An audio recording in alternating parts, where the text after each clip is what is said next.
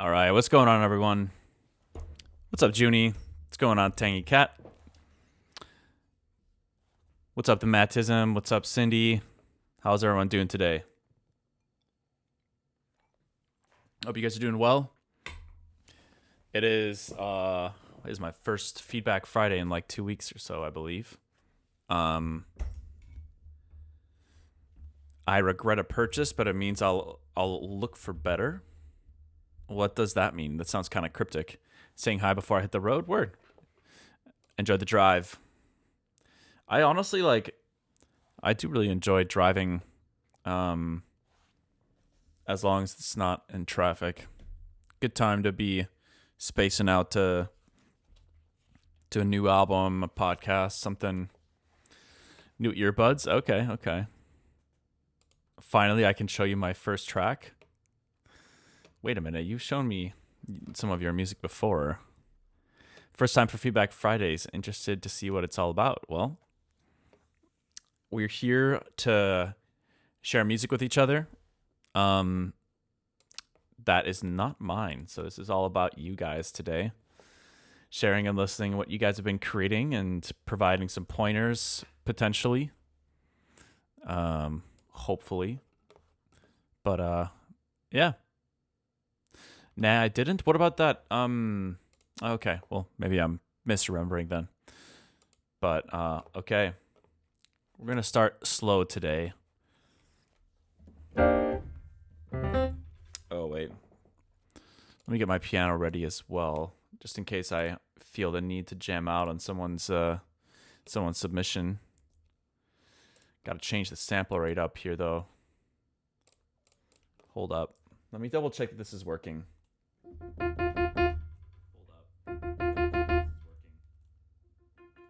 Okay, cool. Sometimes I get sketched out that changing my buffer rate is going to mess with the audio a bit.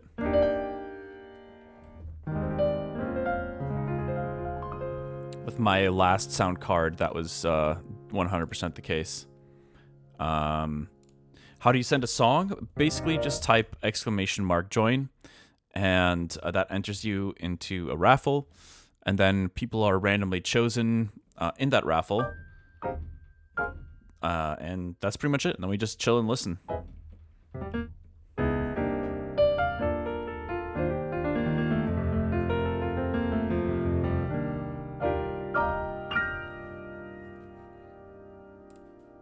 Well, let's get into it. It might be a short stream if we don't get more people contributing here.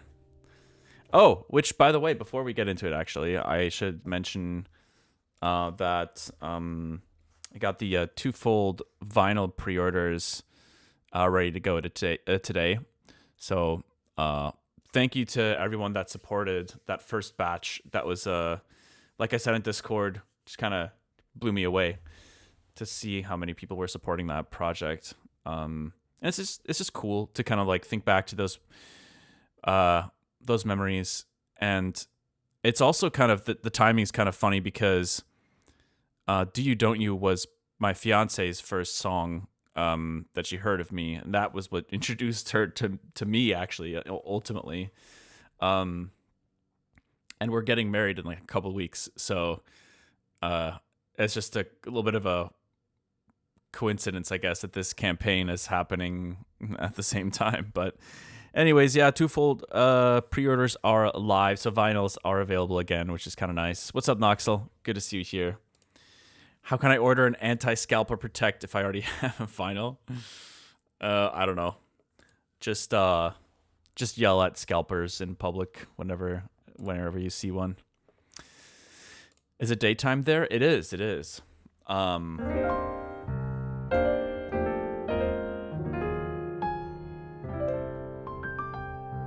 Scalpers are the worst, yeah. I agree. It's unfortunate because, yeah. Maybe if I'd known ahead of time, the thing is, I really don't believe that anyone is actually buying twofold vinyls for the prices that scalpers are asking for anyways. But I really hope that that's the case because, yeah, if I had thought a little bit deeper about this, and if I had known about that, then maybe I would have done pre-orders the first time around. But this is nice because it gives me a quick answer to people that have been emailing me and messaging me about, not being able to get their copy. And it also just like deals with the whole scalper issue altogether. How many vinyls in stock? 0. So I'm ordering these vinyls specifically based off of the amount of pre-orders, and that way, there's no guessing. There's no, it kind of is the best of both worlds because 1, there's no guessing on my part how many I should order, and 2, it kind of just eliminates the scalper issue as well. But yeah. Anyways, let's get into it. Let's see what we got today. So scalpers bought the vinyl. Essentially, some people purchased. This is a common issue with tickets, with merch, with like all sorts of stuff. But yeah, basically, some people bought a limited run of that first twofold vinyl batch and immediately went to sell them for like 1,000% markup. So I think I saw some that I've been selling them for $40 for 2 vinyls, so it's like $20 per vinyl. And I was seeing people sell them for like $300 or something like that. It's pretty crazy. But anyways, let's get into it. Let's see what you guys are sharing with me today. Let's choose a winner for the first one. Noxel, you got anything to share with us today? Looks like we're running low on submissions.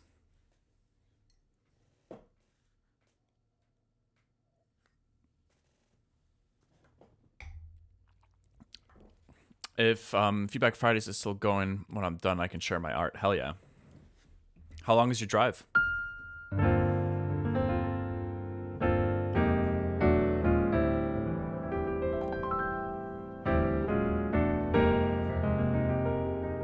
All right, Tangy Cat, what you got for us?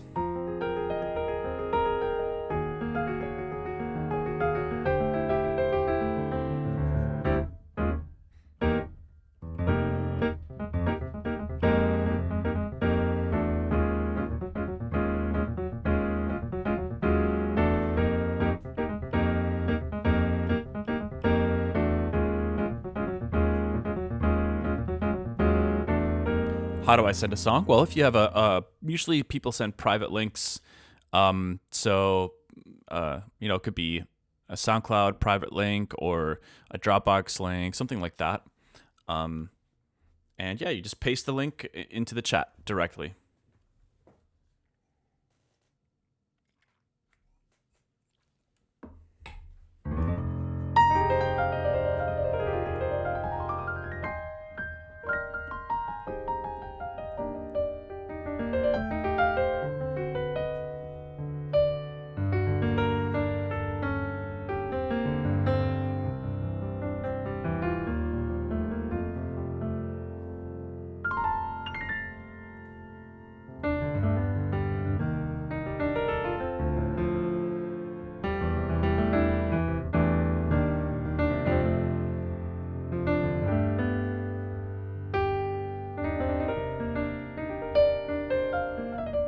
I was working on a lot on a movie. I haven't had time for music, unfortunately. Hey, it's all good. Yeah, we saw the screenshots. Escargot and baguettes.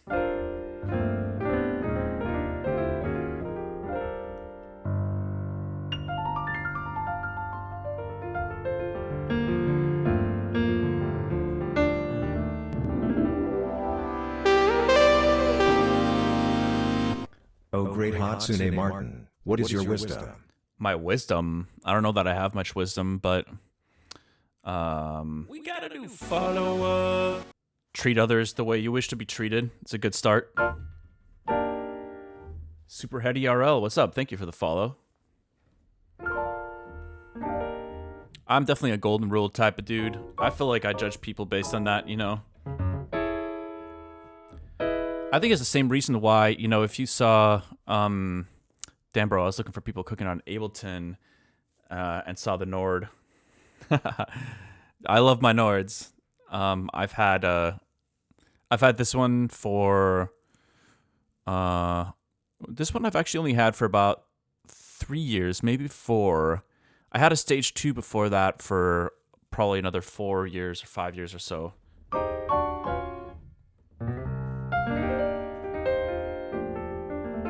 How's it going, Tangy Cat? You got a link for us anytime soon? We could also come back to you if you prefer.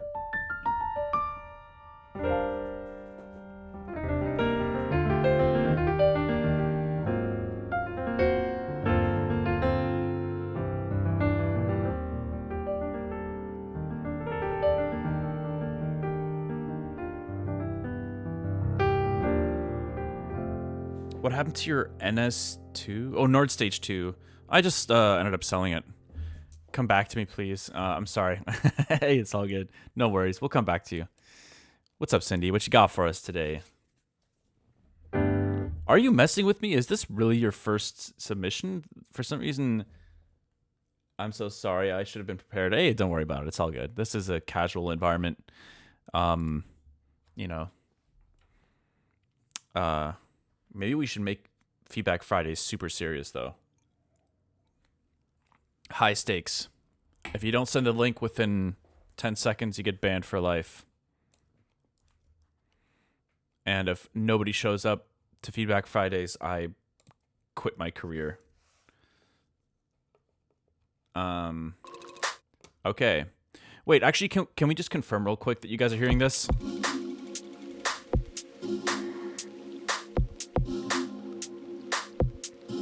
Perfect. All right. I like the vibe already. Hearing some phasing and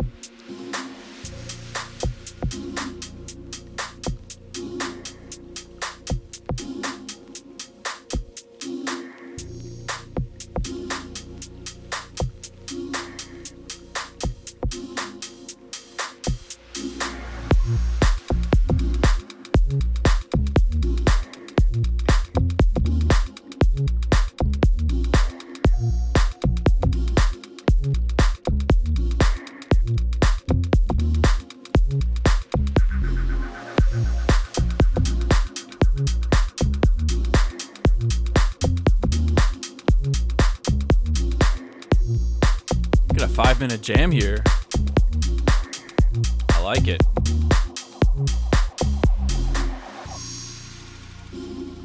It's a vibe so far. I like it. Whenever I hear lasers like that in music, it makes me want to go like this.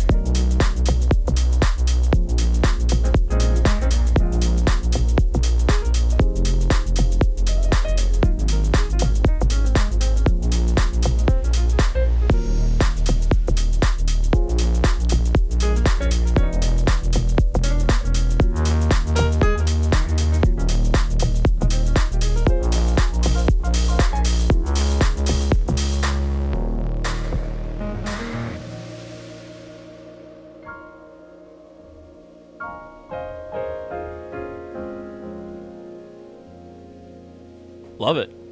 Couldn't help myself. Had to jam out to it a little bit. Nice, man. This is great. I really enjoyed the vibe. It feels quite progressive.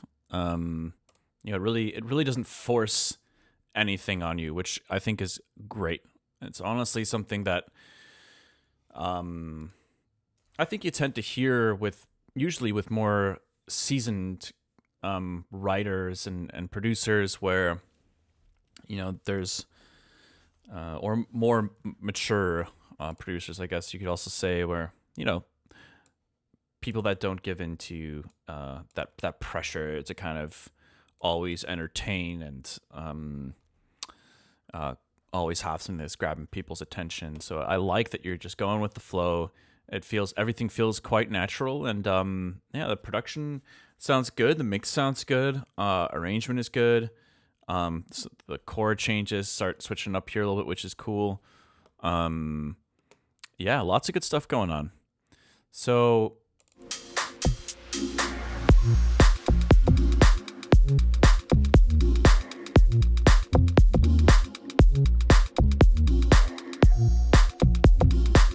I think so the vibe does feel quite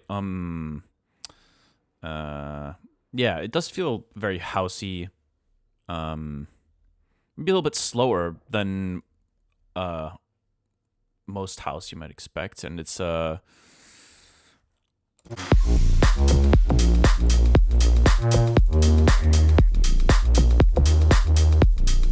feel like the variation in energy is there. Like this is clearly like the sub is kind of like taking up a bit more space in the mix there. It's kind of giving the entire mix here a little bit more oomph. But that being said, one of the things when I heard this is that it did feel maybe a bit static. I feel like there's a lot of variation going on in that in the MIDI for that patch, that bass patch, but I feel like there's room for more automation or just variation in kind of like the patches, because if we're listening to this section here, let's pay attention to what elements are actually here.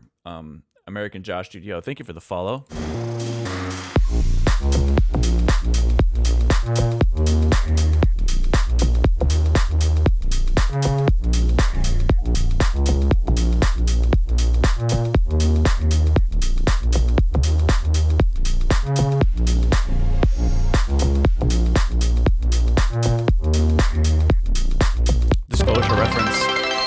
Makes a lot of sense.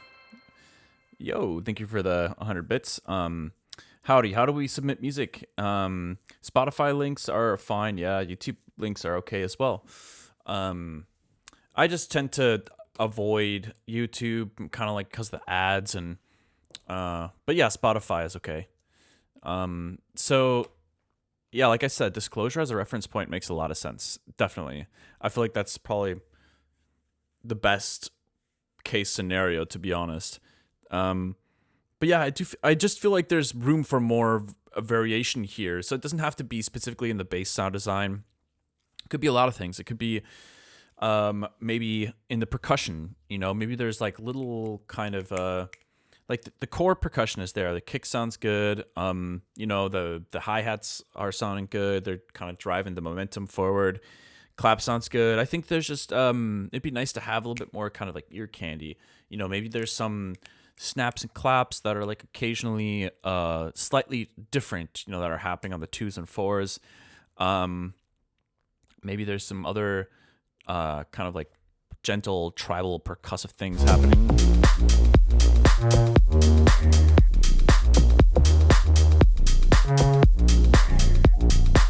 Because the thing is, like, you listen to it and it's fun, and it's got a great vibe to it, a great energy. But if you are like listening closely, then it does feel like there's room for maybe a few details and like little refinements, little bits of ear candy that could make it a little bit more rewarding to listen to if you're listening to it closely, right? And I feel like that's actually something that could be a lot of fun to do, that kind of stuff, like little ear candy bits. And if you're focusing on that kind of stuff, then you're kind of probably getting close to a finished product anyways. So that's also a good feeling. But yeah, that's kind of like my main bit of feedback is like I feel like there's more room here for a little bit more variation. And it's good to keep it simple. I like it, but I think you could kind of push the envelope a little bit.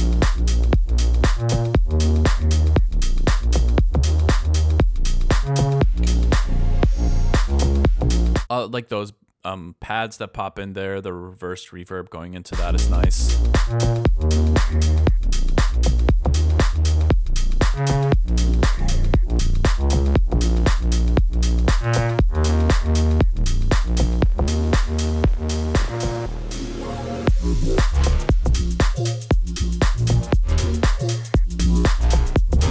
I like the switch up here as well. This is nice. It's a great idea to switch up the flow here. We gotta do follow-up.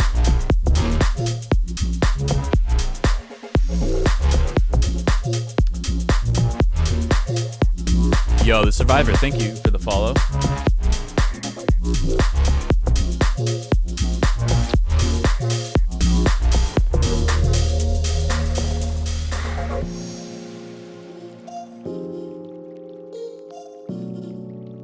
Very nice. Yeah. I'm just impressed in general. You know, I like the whole thing. And yeah, it is quite simple, but doesn't really matter. I think that you're exploring over the course of these 5 minutes a lot of kind of like gentle feelings and ideas and emotions, but with enough energy and enough groove to definitely like vibe to it a little bit more. So I like it. Thank you for sharing. Looks like Taco Cat. Why did I say Taco Cat? Tangy Cat has got something to share with us. Let's check it out. But yeah, appreciate it, Cindy. Let's move on to the next one. So American, just so you know, the way that we do the Feedback Fridays is we wait until the raffle chooses the winner for people to share their music. So the reason that Tangy Cat just threw a link into the chat is because she had actually won the raffle earlier. So just give me a moment. We're going to. Oh wait, I think you may need to make the link accessible to anyone, Tangy. It might be private at the moment. So let's, for the time being, let's choose another winner. What's up? I have no weak sleep. What's going on?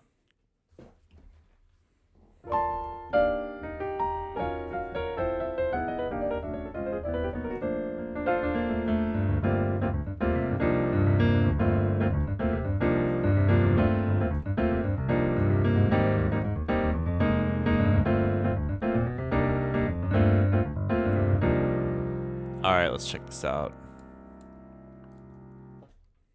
Latest work in progress. Okay.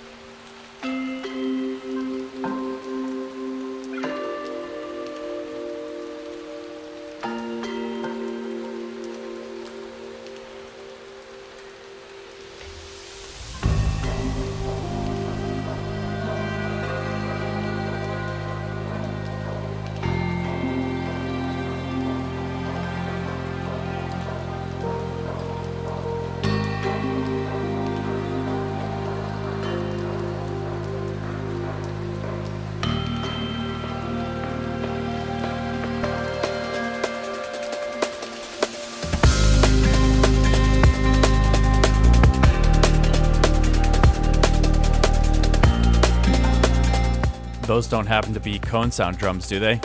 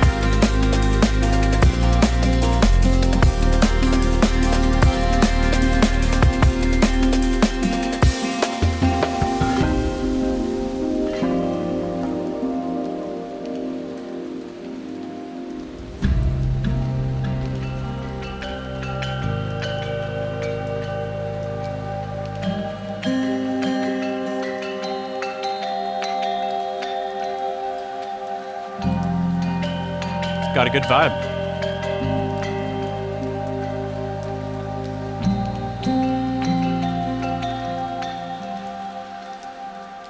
Cone sound is my inspiration. Hell yeah.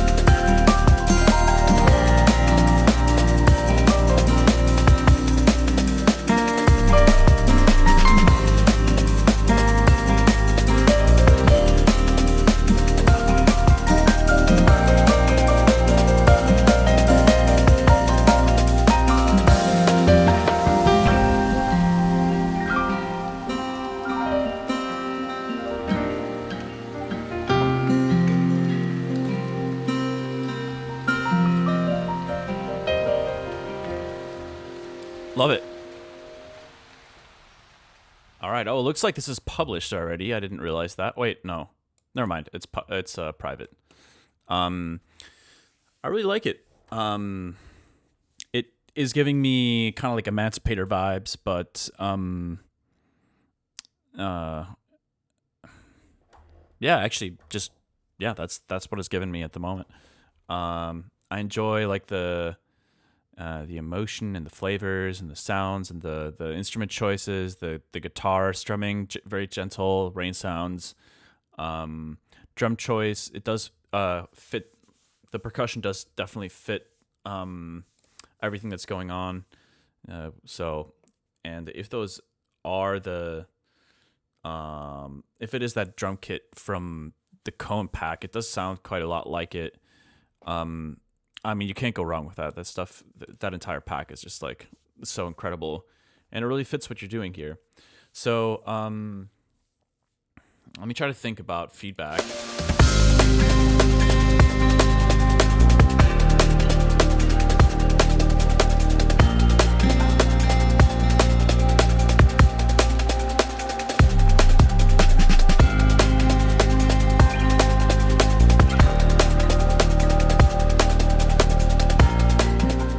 Congrats on your music in Forza. Thank you. I appreciate it.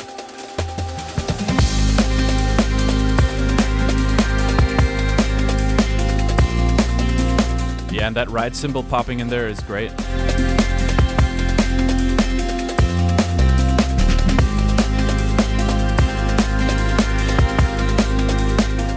I do think that kick drum there, it does feel a bit mid-heavy.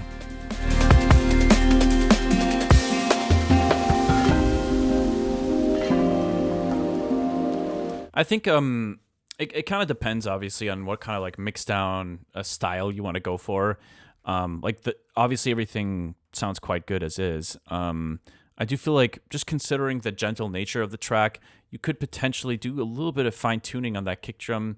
Sounds like there might be some mids in there that could be kind of toned down a bit.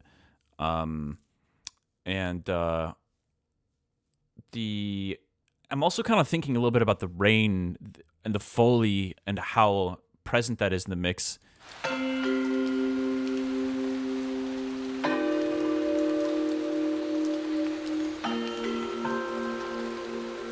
It's really nice. I think like normally you probably wouldn't want Foley to be that loud, but I think just considering it feels like it matches everything you're doing in the track. To be honest, so I'm not opposed to it. It is something I'm considering a little bit. Is like, oh, I wonder if it's a bit too much.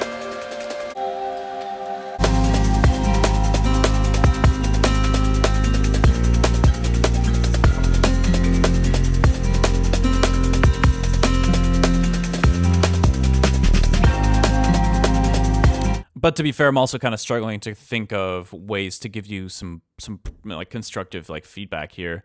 So I'm kind of grasping at straws a little bit because I really like everything you got, and I'm trying to at least say something that you could walk away with to like consider for potential improvement. But yeah, obviously you don't really need to be doing anything to this. Feels like a great track as it is. I think like if you wanted to, one thing I will say is like there might be room for like some kind of bigger melodic element. Even just playing some piano on top of this was feeling pretty good. Like you could have some washed out piano octaves, just going like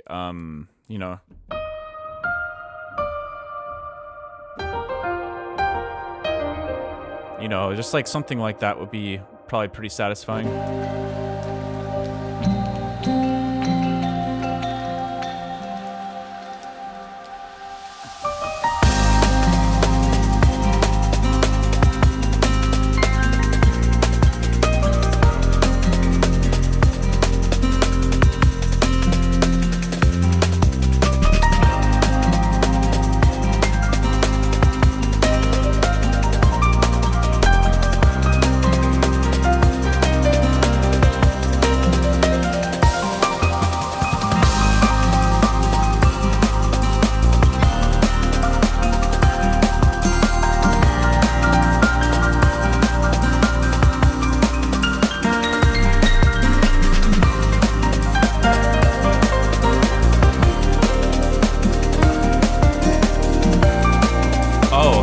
Wait.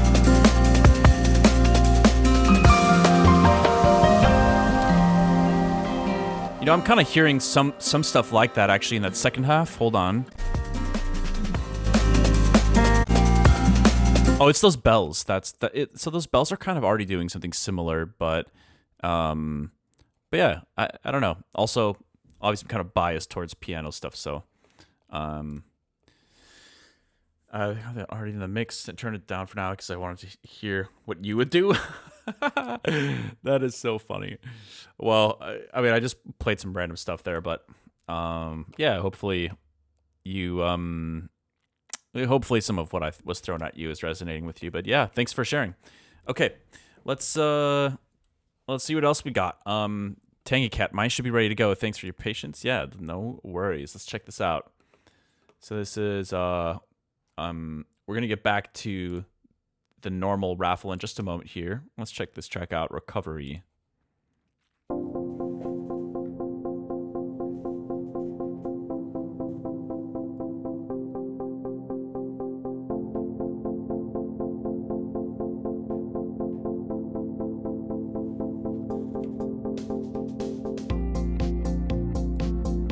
Okay.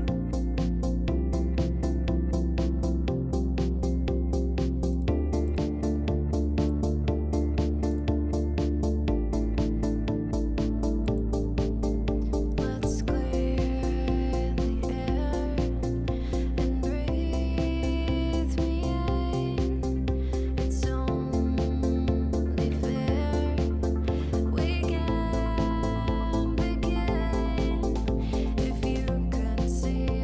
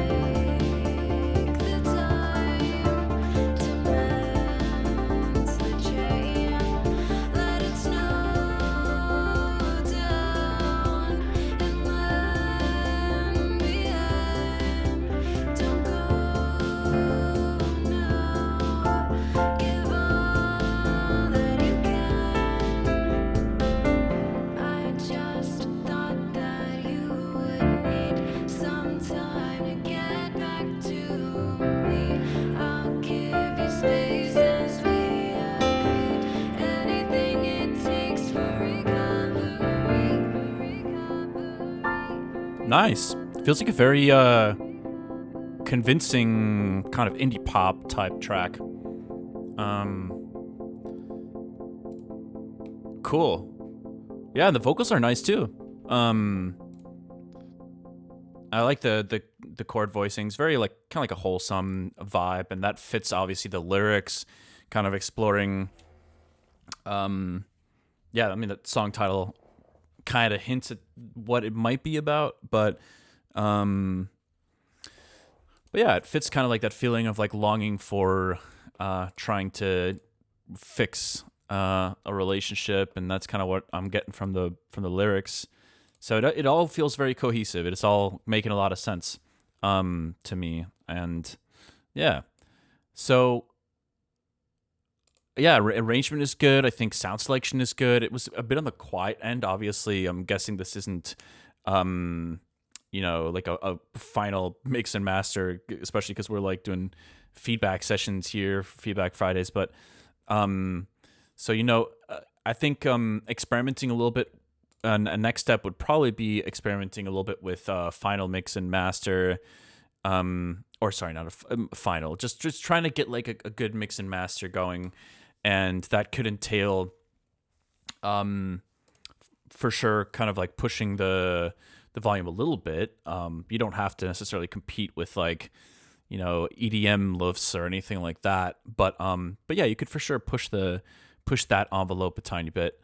Let me think. In terms of like the vocals, they're very dry, and that overall I think is totally fine. I think it's a little bit quiet, but I'm pretty sure there's a little bit of reverb there, but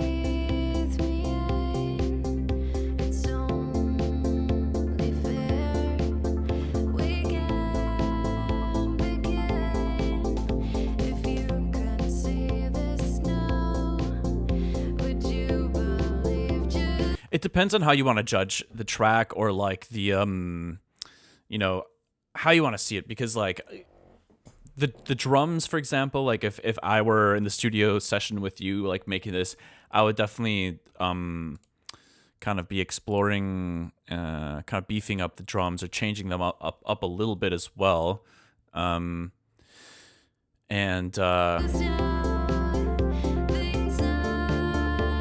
I think they can come forward in the mix.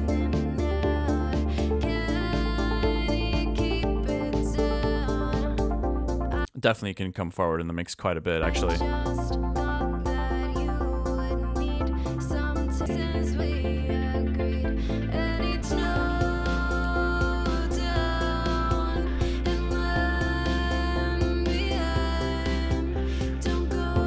And another thing is like for these like chorus sections, it could be nice to have a reverb send that the vocals being sent to, so you have like this kind of additional just ethereal layer of vocal reverb that's just kind of chilling on top of everything, almost like how there can be like panic notes in drops or choruses that are like maybe like a tremolo string holding the tonic, just to create like a little bit of a heightened tension feeling. And it's a similar thing if you were to do a production technique like that. But yeah, overall, I would say I think you can get away with the simplicity of the production just because of the nature of the song. It's poppy, obviously. It feels like there isn't that much you would need to do to get it to a more like polished, DSP friendly standpoint.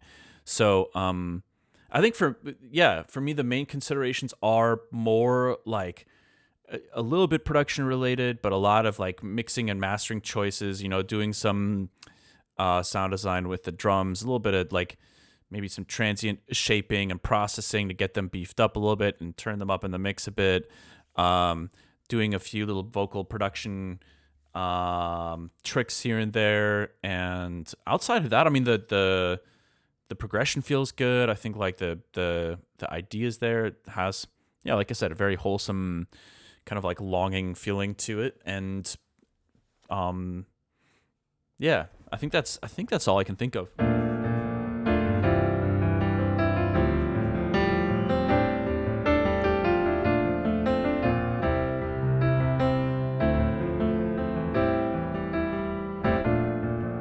like my instincts would be a little bit different, right? As a pianist. Oh snap! What's up, Moogard? Already, you want me to bring out little baby boy? All right, I can probably do that. If you guys give me a brief moment, I can grab my cat. He hasn't been on the stream in a while. I was actually wondering about that. People haven't been redeeming the baby redeem in a while. So give me a brief moment here. I'll get the baby boy. But yeah, thanks for sharing that that track, Tangy. I do like it. And don't worry, we haven't forgotten about you, American Josh, dude. I know you already submitted your name to be entered into the raffle. So right now, there's Josta. What's up, Josta? There's you, American Josh, dude. There's the Survivor, Avis, and the Mattism. So I'll be right back, and we'll keep this going. All right. I'm going to grab some water, too.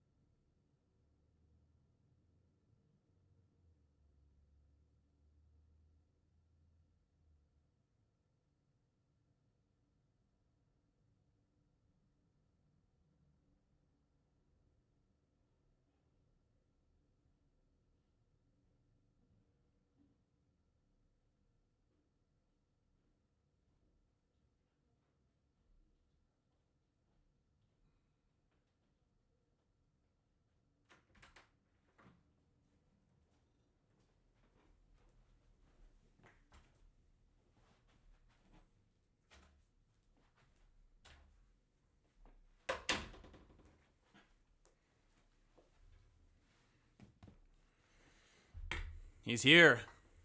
Thanks for waiting for a sec. All right.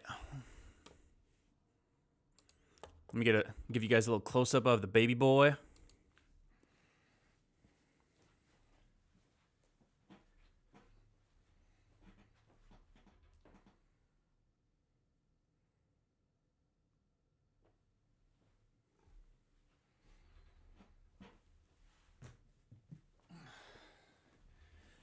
All right.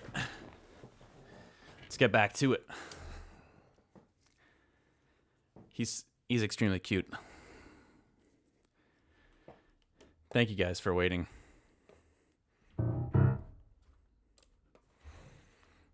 We'll let him hang out in the background. Okay, let's choose our next winner. Who's it going to be?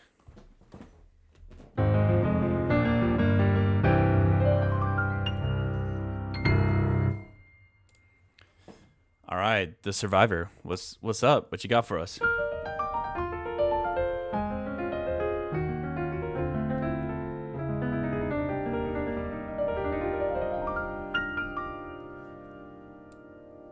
Okay, Google Drive. Factory cut.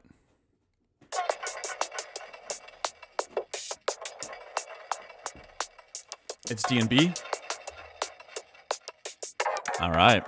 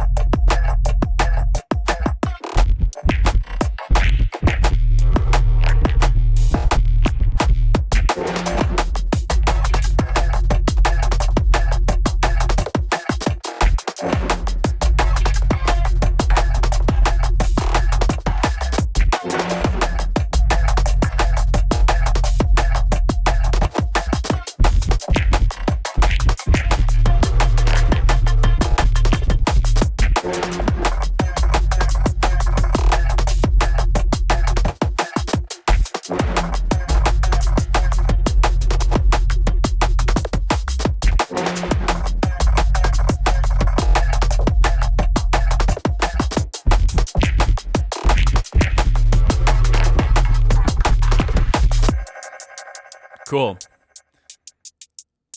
Good starting point.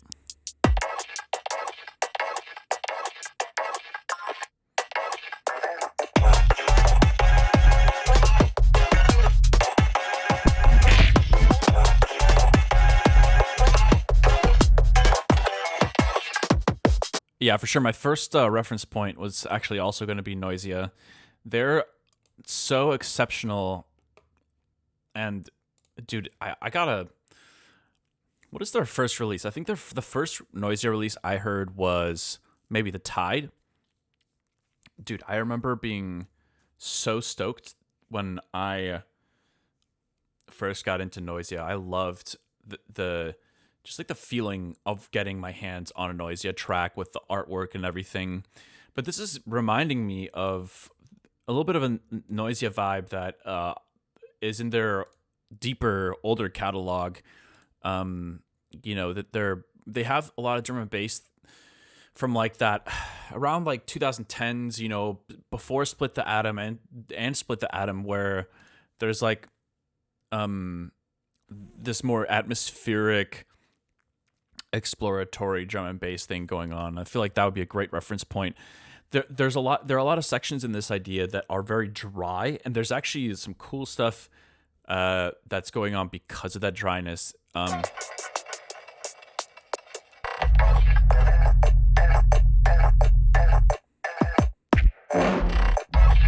That being said, I do think that there's room for you know, some more atmospheric elements here and there to create a little bit more of a sense of space. And I would try to contrast maybe some kind of like pads or like these long kind of more reverby elements with these dry things. So like where you know, in the beginning you could have kind of like more like atmospheric environmental pad sounds and stuff like that. And then when it comes to this kind of like build / fake drop almost type section, then that dryness will have like an even bigger impact. And I would just try to experiment with like having some atmospheric elements in during the drop as well somewhere.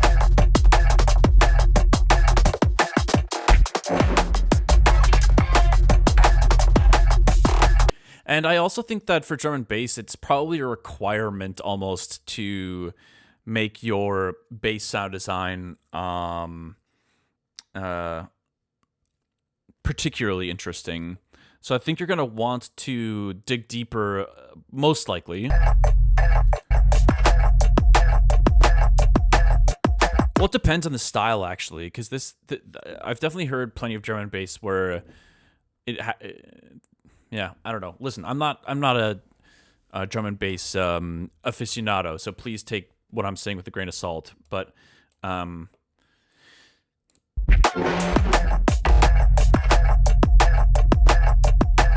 do think some Reese's in there would be pretty nice. Create a little bit of variation from the sub that's like mainly just like a saturated sine wave or something. Well, then you got some variation there. That sounds really cool. But I think you have these sections where it does feel like you could add some Reese's in there, and it would be really nice, like little fills.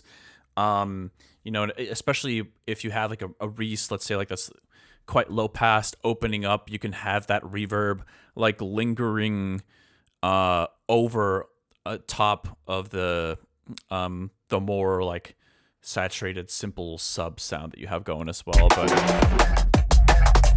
yeah, I think right now it I'm getting kind of like a very industrial, dry, kind of like mechanical feeling, which is, I guess, you call it factory. Maybe that's the intention. I'm guessing, but I still think there's room for some more world building, some more sound design and variation and that kind of stuff. So, there's also like very little. It doesn't feel like there's really any guidance in the mids. In regards to what key we're in. I think we can only really tell from the sub.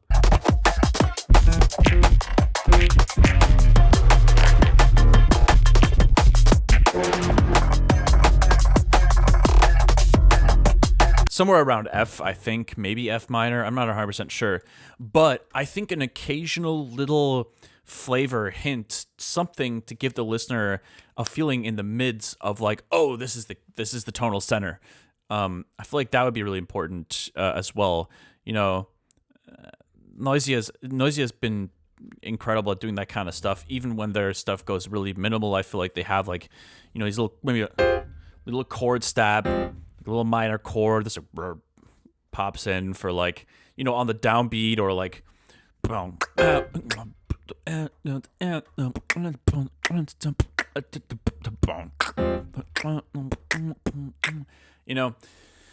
I just think something in the mid range and maybe even a little bit in the highs should probably communicate the tonal center a little bit more, in my opinion. But yeah, those are just some ideas for you to play with. Yeah, thanks for sharing. I like the idea so far. And yeah, let's move on to the next person. What's up, Elijah? I think you just joined too. First time chatter. First message was to join the Feedback Fridays and instantly got selected. This system is broken.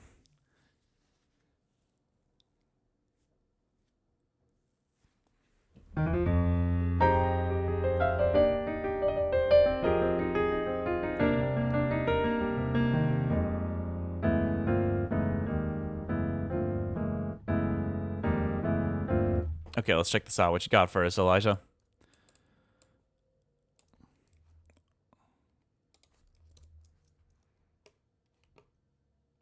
In the blood.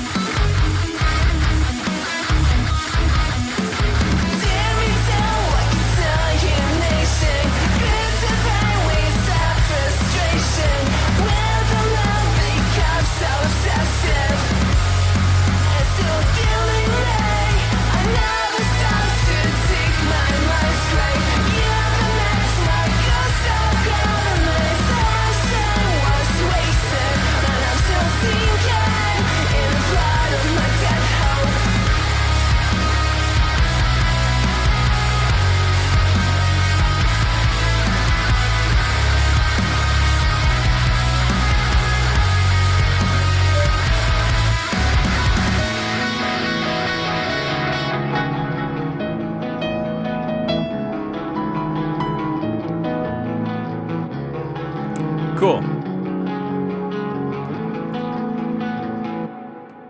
Nice, man. Yeah, there's some good stuff happening here. I will admit right off the bat, this isn't really a genre I listen to all the time, but I don't know, dude. I just love music. I just love listening to all kinds of music, and if it feels like somebody's, putting their heart on the line, putting some blood, sweat, and tears into what they're doing, then it could be almost anything, and I would probably enjoy it. I have learned that I have my limitations with that, but really most things I think are just time and place. It's a time and place thing. But anyways, so feedback, big picture, arrangement is great. I don't know what would you place this in, like. It's obviously got like that kind of emo flavor in like the rock space, but it's not like Linkin Park or something like that, right? It's not got that kind of angstiness to it. It's a different kind of flavor, yeah. So please feel free to educate me on what maybe some popular reference points are for this kind of genre, but yeah, the arrangement is good. I'm assuming that you're kind of producing this yourself and you're singing these vocals yourself. There's a lot of good stuff going on, like the guitar tone of the intro is nice. Generally speaking, like the mix is pretty solid. Like it doesn't feel like there's anything that is really standing out, like, that's way too loud, or that's way too quiet, or this is super over compressed or something like that. Like everything's pretty good.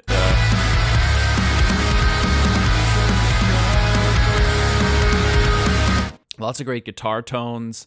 I honestly think that the biggest thing that stood out to me initially through this first listen is, well, one, I think everything from the breakdown and onwards is probably my favorite portion of the song. Dude, my teens, I can't tell you how much time I spent just listening to breakdowns. Like I loved listening to Veil of Maya, Born of Osiris. I listened to some heavier stuff, like there's a group called Decapitated that I really loved, and Necrophagus, like technical death metal, and this is obviously different than that, but I'm a sucker for breakdowns. I love that stuff, and I honestly don't really try to produce it ever. I would have to get my guitar chops back, but lots of good stuff happening, like cool like variation in these sections. But yeah, the thing that stood out to me most, it was the entrance of the vocals.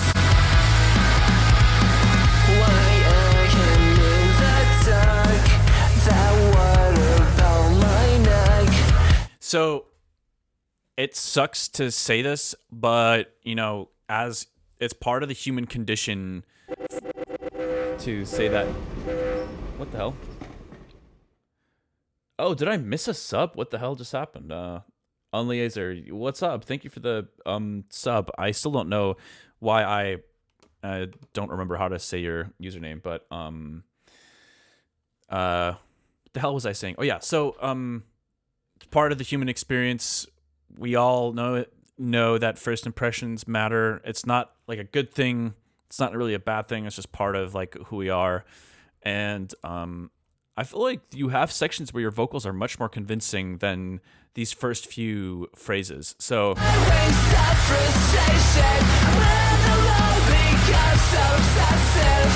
there's a couple of things that I feel like make this first entrance for the verse a little bit worse than this section here, and it's like, well, it's pitch and tone. I know that the nasaliness can totally be a part of the style, and that kind of like bee mosquito-esque nasaliness. And I'm not. This is not me trying to sound rude or something. I'm just exaggerating to show you what I'm talking about. But I think that maybe that's a stylistic thing to want it to be toned down a little bit. But I just feel like the tone of it should be slightly different. But that's one thing, but the pitch is another. I feel like your pitch is definitely a little bit off in this beginning of the first verse. And hey, I mean, we're entering the AI era. Like, imperfections, I think, are going to be embraced and celebrated more and more. And people that are listening to music to support musicians and not machines are going to maybe even want to hear more of that. You see there's tons of conversations about this happening online. There's a million different ways to see it, and I've talked about my thoughts on this kind of stuff for a hot minute, but yeah, so there's something to be said about where things could go in the industry overall, and where fan appreciation will lie. But I think like the era of like over polished, super perfect, high, every note, every articulation is like exactly how it quote unquote should be, like that.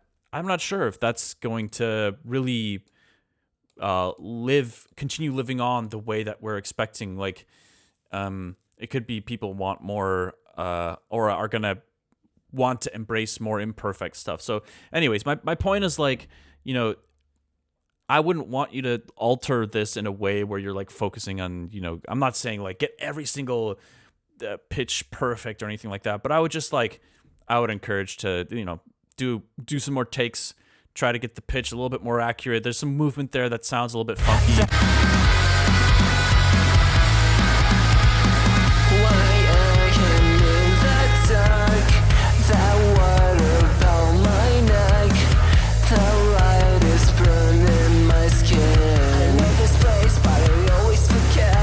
Also, by the way, that little like response vocal, I think it could be cool to maybe Linkin Park is great for this kind of stuff, good inspiration point, but maybe like it could be like rapped a little bit more versus sung, and then it could be kind of like mid-past where it sounds like a little bit like it's being played through a telephone or something, to give it a little bit more of a to contrast it with the presence and the production of that main verse vocal.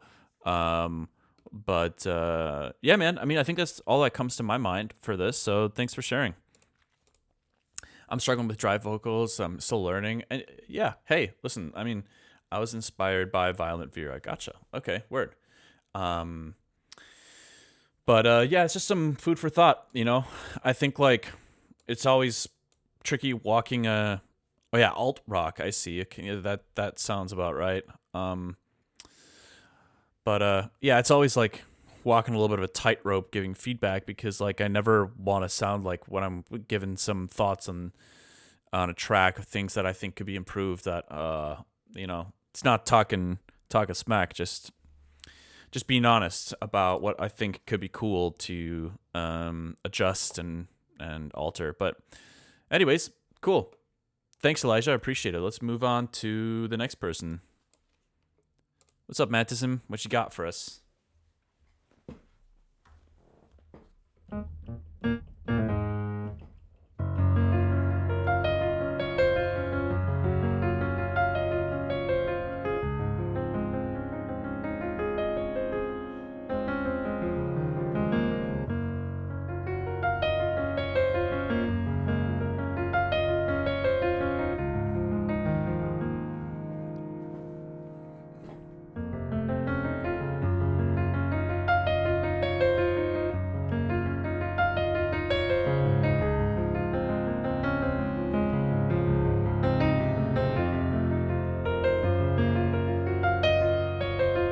Ready for a surprise? Of course.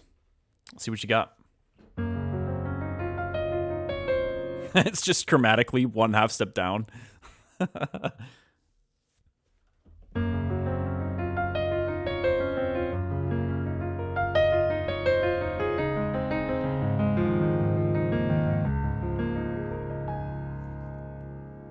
Okay. Let's see what you have for us. Monochromatic?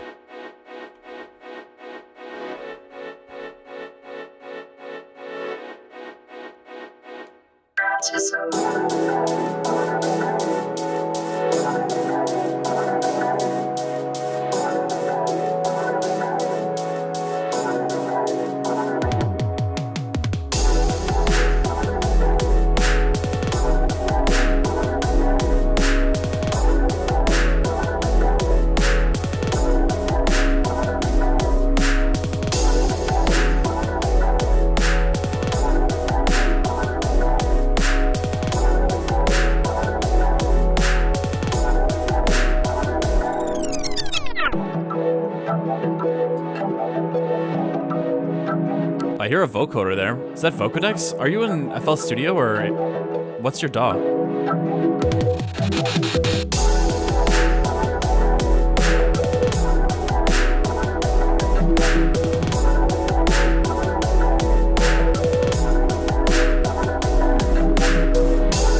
Oh, I hear monochromatic now.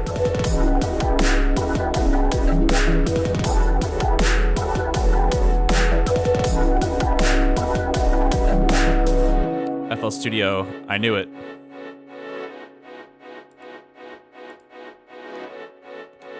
Okay.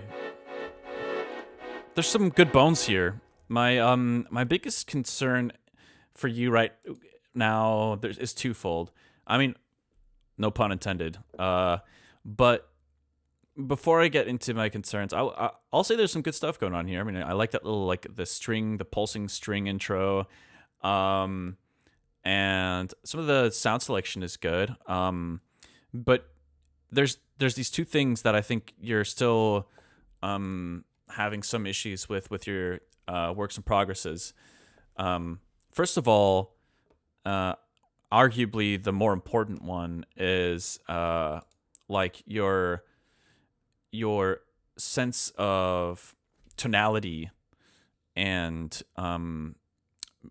making sure that your elements are communicating harmonically, that they're in the same key. It feels like a lot of times when you're submitting tracks, it becomes really hard to hear. It shouldn't be too difficult, right? Like to understand. But I think part of the sign of like, good producers, you want to make it. Most of the time, you want to make it relatively easy for the listener to know what key they're in, what chords are being played, what melodies are you conveying. And while all of your sounds have like a presence, a strong presence, like in terms of like frequency presence, but the fundamentals and such, they feel a little bit off. So I have a new idea for you, because I know we've talked about this a little bit, because I think about how ear training and music theory have helped me a lot. I think musictheory.net. Let me see if I'm tripping or not. Let's see. Musictheory.net. Yeah. Okay. So I think this could be really helpful for you potentially. And I love going on this website on occasion, but um, it's a great way to train your ears. And I would start with interval ear training. This is kind of like ground zero. So you want to be able to hear an interval like that, for example, and know what it is. So, but this isn't necessarily. This is just like a little building block of the overall picture. So there's these exercises like that. First you start with, like, let's say interval. You just two notes and hearing where they are, and then you can kind of graduate to chord based. Boom da da boom da da. So that's like a major triad, but with boom ba ba, suspended fourth. Boom boom ba ba. Ba, ba, ba, ba, ba, ba, ba, ba. So it's a minor third with a sharp 7. So what is that? Minor major 7? Yeah. Okay. Anyways, you get the idea. So you you make an educated guess on which chord you think it is. And I know I might be kind of like moving a little bit quickly here. You obviously first need to understand what these words even mean. So I'm just trying to set you down a path where you can try to train your ears a little bit and understand these maybe some of that a little bit better if you don't already. So that's one thing. But then in terms of music theory, I wonder if they have any kind of like lessons. A lot of this probably isn't that important, but honestly, I don't know. Just some music theory basics could also be really helpful. You don't have to do, 5 hours a day. Just do like a little bit of a deep dive and try to get a deeper understanding of these things. Because I'm telling you, you have arrangement and rhythm and sounds. You're getting a lot of that right. But I think that a little bit of those fundamental building blocks could be really helpful for you. And that's not meant in a rude way at all. God knows what my music would sound like if I didn't ever study any of that. But anyways, so that's one thing I wanted to mention. The other thing is that I do still feel like you're in terms of mixing, I think you need to make some adjustments in how you're approaching limiting your tracks. Sometimes you have an idea and it sounds fine until it's being until you're pushing the gain on your limiter. And to me, there are, for example, like if you have a lot of low end, sometimes that can sound pretty good. And then once you slap a limiter on your master, you push it like 5 dB, all of a sudden you hear like distorting and like unpleasant stuff going on. So, there are adjustments that have to be made in your mix in order to be able to push volumes. And some people like will use clippers, on their masters. And I would totally encourage you to kind of like experiment with that a bit more. And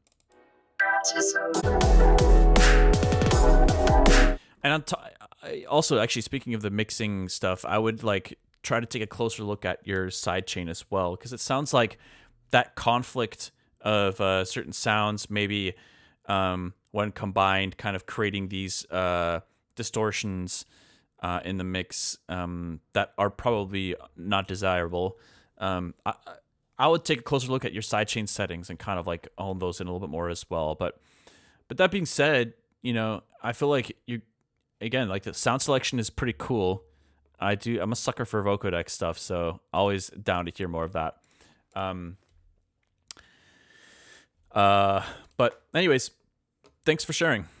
FL Studio, hell yeah. Good old FL. Let's move on to the next person. What's up, American Josh, dude? If you're still here, we finally made it to you.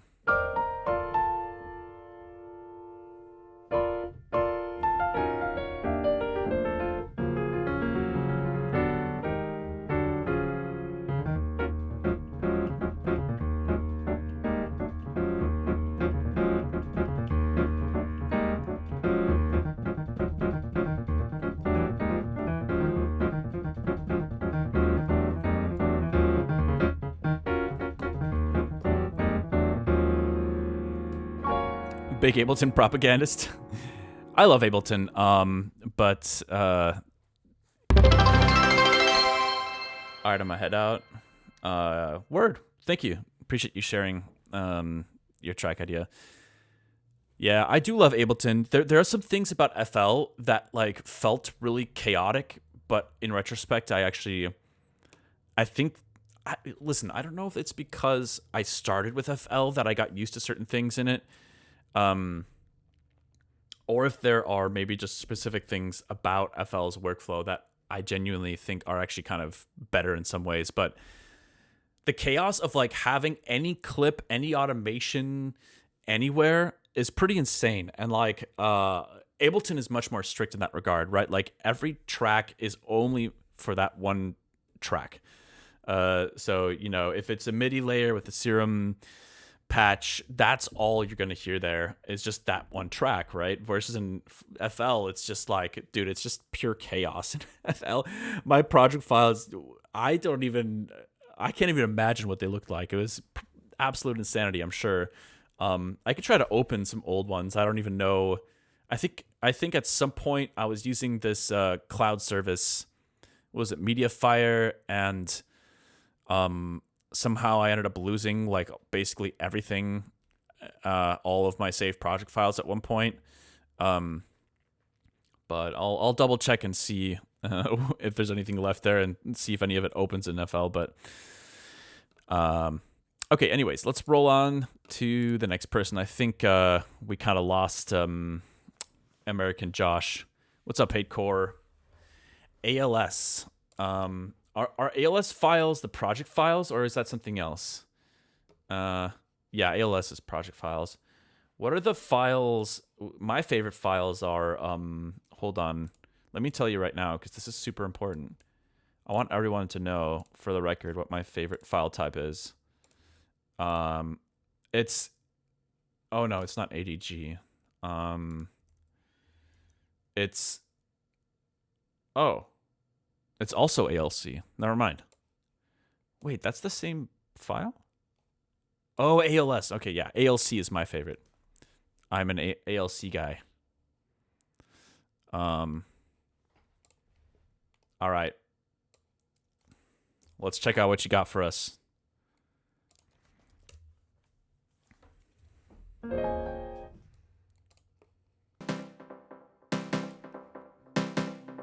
The hell?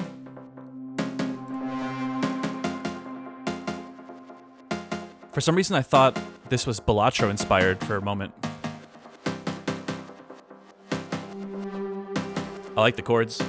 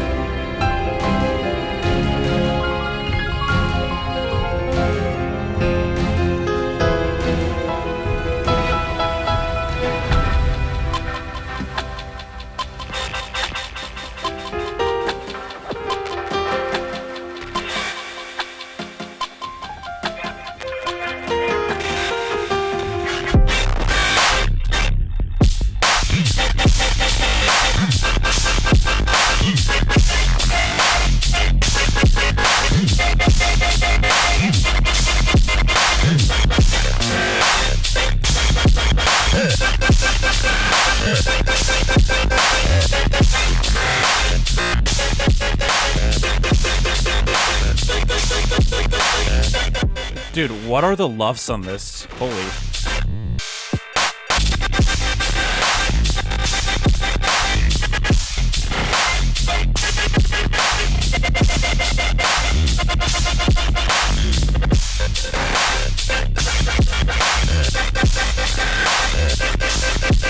-2 to -1? Oh my god.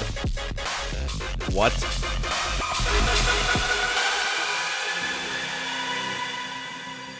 How does one even achieve that? Very cool. I actually really like the chord progression.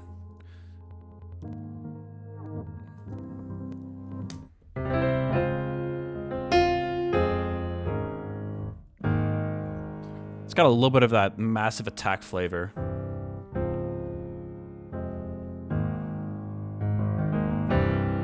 And that last chord is really spicy.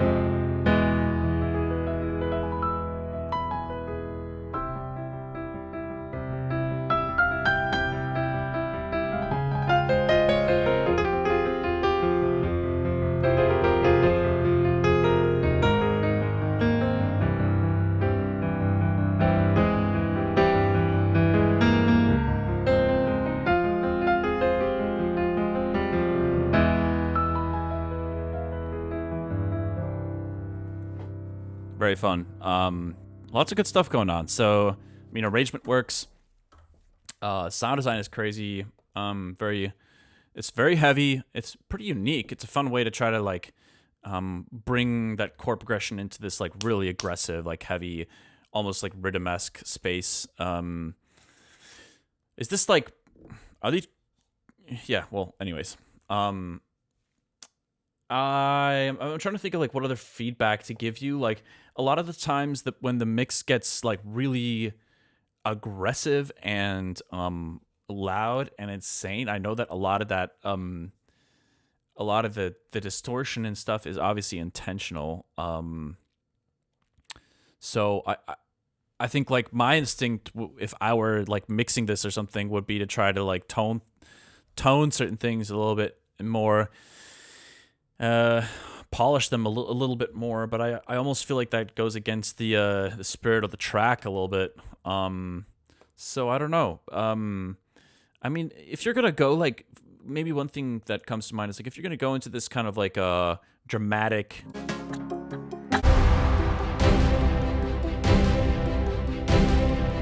like this section here, for example, I think you could totally flesh this out a bit more. Like if you're thinking about orchestration, if you're going down this like dramatic, movie score route, then I would maybe commit to it even more. Maybe add some more elements. You got the strings in there doing the staccato stuff, but like maybe there's room for like a legato, like string melody type thing. So let me just throw, as an example, let's just grab a swam viola real quick.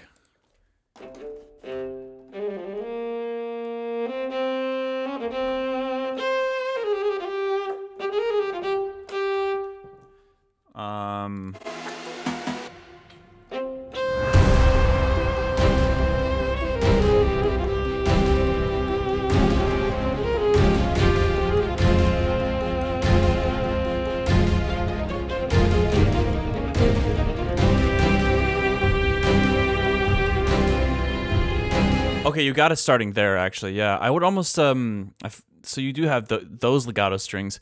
I think like it would be cool to have some kind of like lead, like that first chair violin like goes nuts, in this section.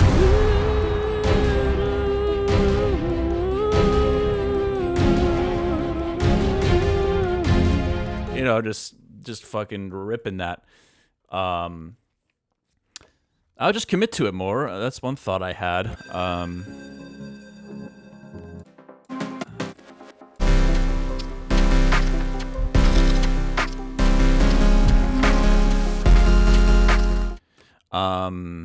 don't know. I don't know if I have anything to say beyond that.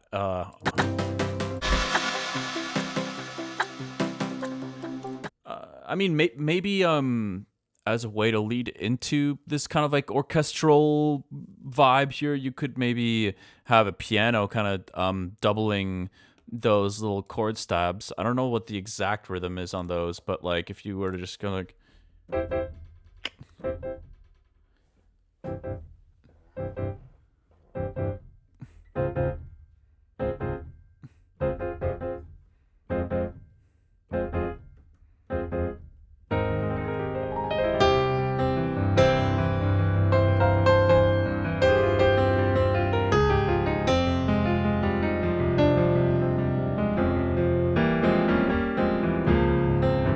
I don't know, like something that can like maybe lead into the orchestral section potentially. But yeah, I don't know. That's all I got for you. It's a really unique tune, and appreciate you sharing it. There is piano. Oh, okay, I wasn't listening closely to that, so sorry about that. Fire, thank you. Yeah, 100%. Hope there is something useful that I threw in there for you. All right, let's move on. What's up, the Moucher?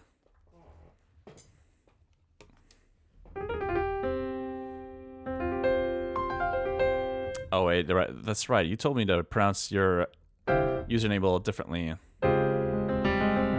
Okay, I'm not gonna lie though, because what you told me to call you is kind of like an inappropriate thing in German. So I'm gonna it's gonna take me a little bit to like get over that. It trips me out. I might just keep calling you the Moucher.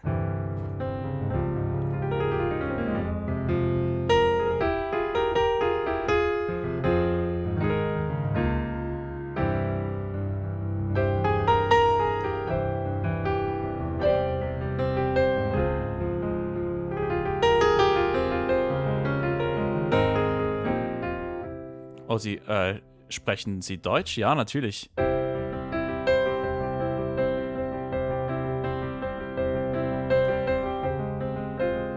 Ja, my dad is, mein Vater ist Deutsch. Also kommt aus Deutschland, Köln. Und ich habe in Österreich für 7 Jahre gelebt. Aber ja, heutzutage, mein Deutsch ist leider nicht mehr so gut.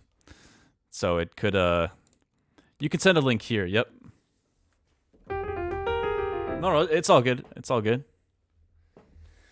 Ja, dann können wir einfach weiter auf Deutsch machen, wenn du da so gut drauf bist. Ja, kein Problem, können wir machen. Stört mich nicht. Stört mich nicht. Alright. There's vote in your name. Yep, that's true. I think my dad mentioned that that name comes from like Landvogt, which is, it kind of translates to landlord, but it's the inverse of what you think it means. Like I think that vote was more like a tenant, and it comes from like, as far as I understand it, kind of like the poorer population of people around, you know, Germany that were they couldn't afford to own their own land and were, you know, leasing it or whatever. They were tenants. Oh, hold up.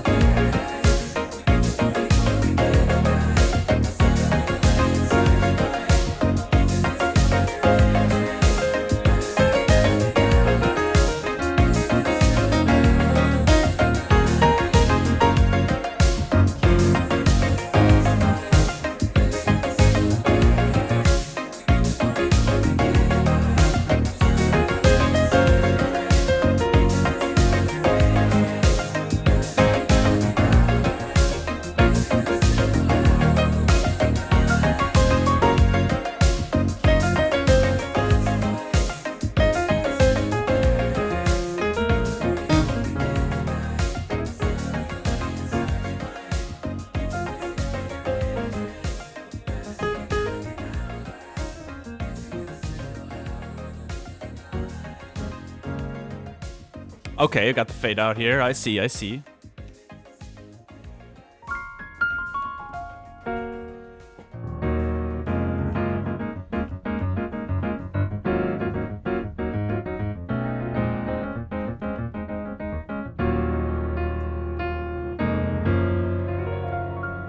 Cool.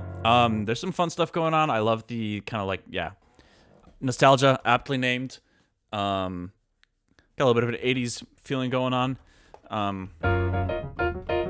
So I'm trying to think about this a little bit because right now the arrangement feels like a little bit. Hold on. Let me check something out real quick.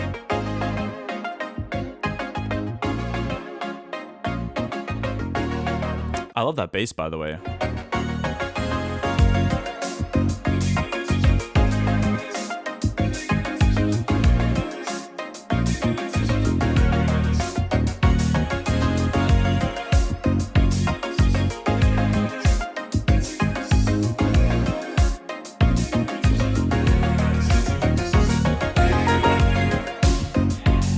Okay, so this right here, it feels like your intro is building to this moment at 30 seconds. I was kind of expecting something to happen there on that downbeat, maybe like a, a little string hit. I think you could have some elements kind of rising up.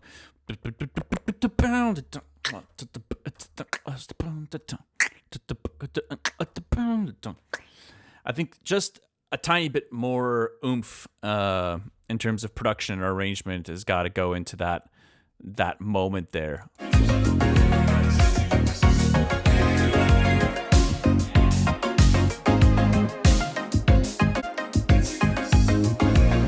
So maybe you have that one kick drum hit when the E flat minor chord comes in, and then on that anticipation beat, you could bring that kick drum back in. If you want to get spicy with it, you could do that.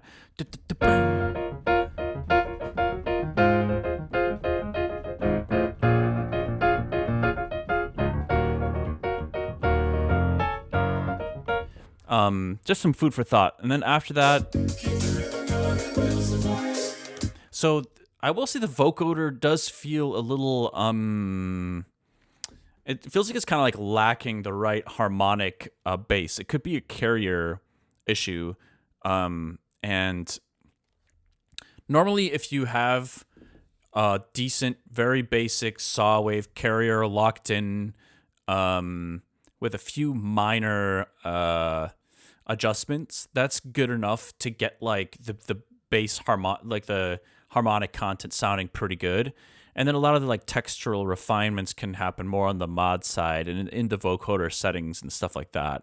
But I would try to experiment with that carrier and maybe simplify it a little bit. It feels it's also very wide, which isn't a bad thing, but maybe this could be more of a better kind of like supportive vocoder layer. I would consider maybe starting from scratch and building another one to experiment with that has a little bit more of a lead vibe. But then again, if you are going for that chord vocoder thing, then yeah, just make it polyphonic, I guess, instead. But yeah, this feels like it needs a little bit of work still.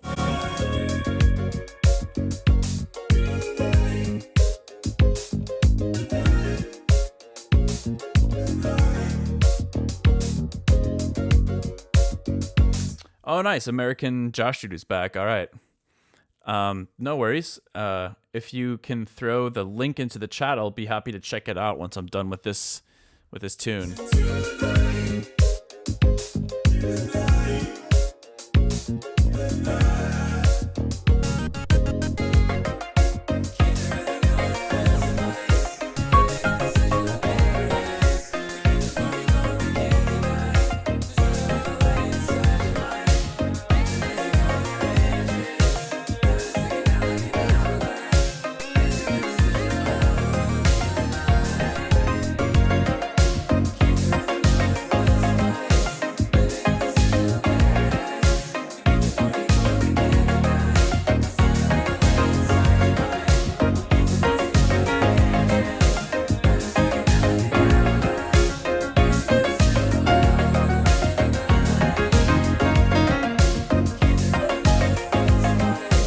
yeah, I mean, the groove is great. Can't really complain about it. And a nostalgia is an apt title, so yeah, I think that's some of my main feedback. Fade outs, I'm not crazy about fade outs. I'm not gonna lie, but I feel like for a throwback kind of vibe, it works quite well.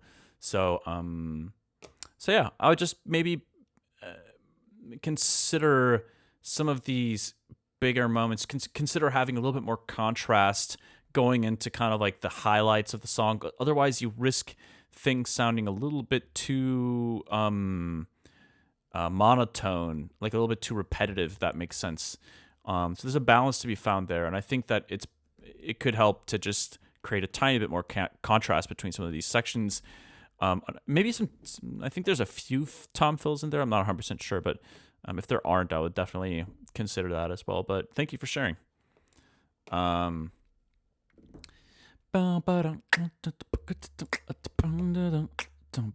Yeah, Daft Punk. I was getting Daft Punk vibes.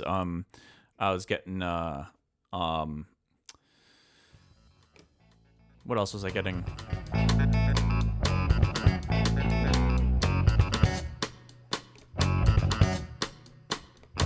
been standing in the rain. It's getting cold, but I ain't feeling no pain. My baby's at home, warm and dry. Another tease forming in her eye. Ooh, I'm up on my feet. So, American Josh, this is your music then? One more sip, child. I'll be down. Standing in the rain, yeah. Feeling no pain. Get knocked down, I'll get back on my feet again. Feeling no pain.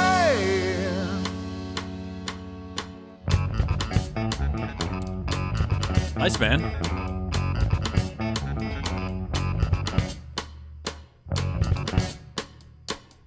Out all night, empty bottles and empty cans. When I should be home being a man's. I know she can do so much better than me. I don't know why she don't let this poor boy be. Yeah. Ooh, I'm up on my feet when I should be in bed. One more slip, child. I'll be down. Standing in the rain, yeah. Feeling no pain. Get knocked down, I'll get back on my feet again. Feeling no pain. Feeling no pain. Do it again. Cool, man. You got a good voice on you.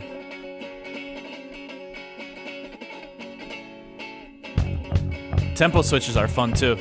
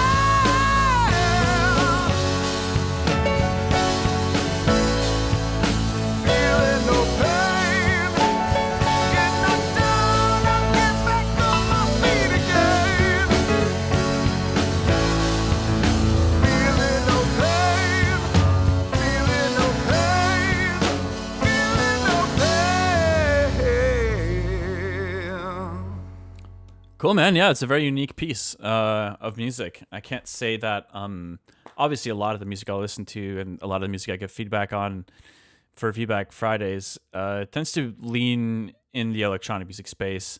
But I love the variety. I love hearing all sorts of different kinds of music, and it's cool, man. Today we're getting outside of the comfort zone a little bit. I'm down with it. So the writing is cool. The arrangement is unique. You're let me see, like there's some really memorable moments in the song from a writing standpoint, but also just as a listener. I love the tempo changes, those kind of like vibe switches. It's really cool. Yeah, I feel like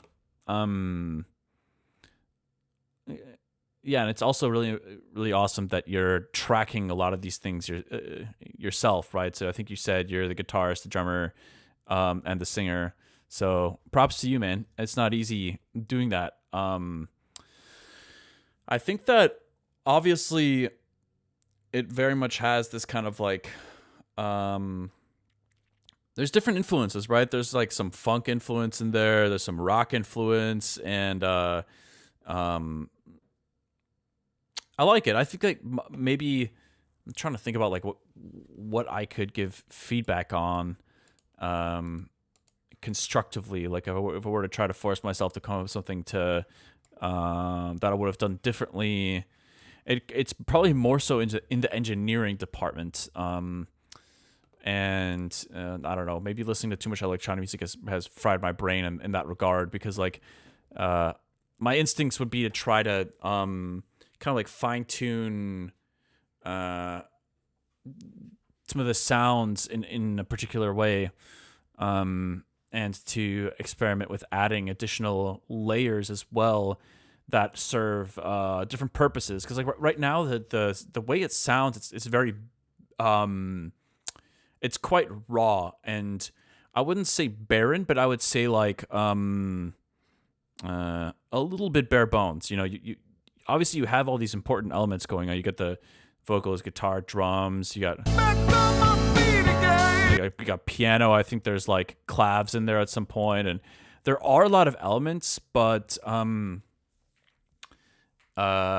think some more atmospheric stuff would be really fun to play with. Things that have a little bit more of like a world building aspect would be interesting to kind of take it out of this space where it sounds like it's just being played and recorded in, I don't know, in this one room. I don't know if that makes any sense, but that's kind of like my instinct would be to kind of like try to experiment more from a production standpoint. Obviously all this stuff, it all sounds like it's being performed live, which it is, but I think it'd be cool to have more non-live elements in there too, like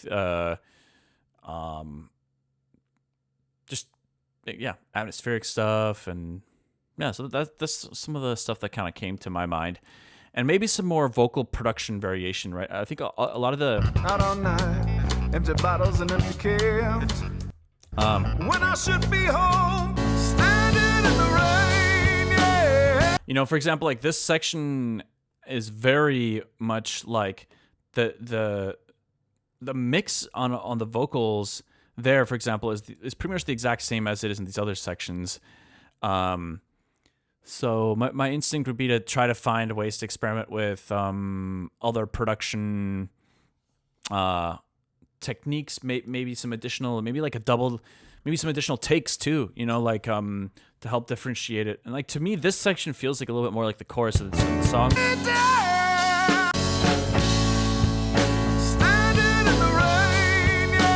And obviously it's called Standing in the Rain, so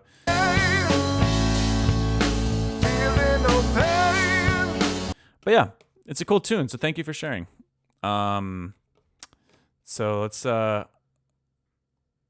yeah, you're not wrong. Hey, where my pop brain is telling me it's better mixing. Yeah, it's interesting.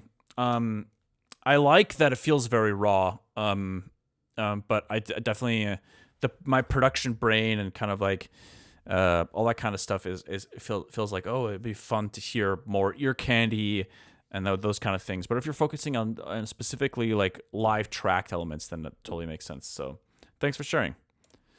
All right. What's up, Josta? What you got for us?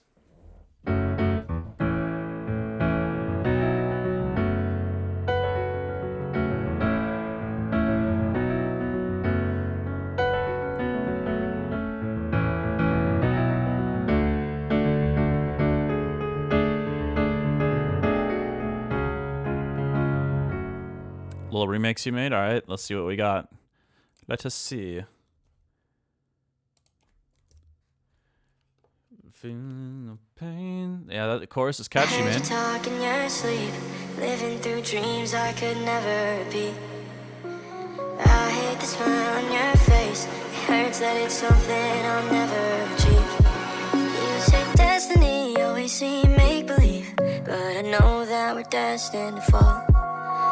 'Cause honestly, you deserve everything that I'm not. Oh, someday I know you'll come to your senses and leave me alone with all of my questions. Oh, I don't have the answer, I can't give you more. I know that you'll never be mine, but I'll always be yours.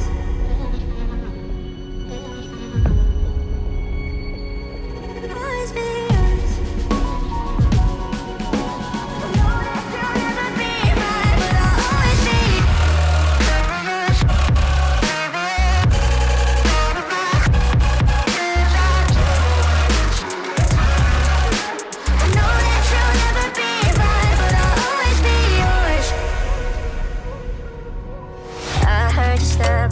Friends said that you're happy now in defense. 'Cause I know they hate how you changed into someone you're not, just to make it make sense. Say maybe we make our own destiny, but I know that we're destined to break. Someday I know you come to your senses, leave me alone with all of my questions. 'Cause I don't have the answer, I can't give you more. I know that you'll never be mine, but I'll always be yours. You know you fell for the person that tried to be someone they're not.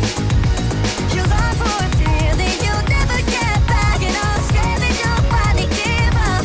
I'm never enough, the one that you wanted, but never the one that you love. And I know you come to your senses and leave me alone with all of my questions. 'Cause I don't have the answer, I can't give you more. I know that you'll never be mine, but I'll always be yours. I'll always be yours.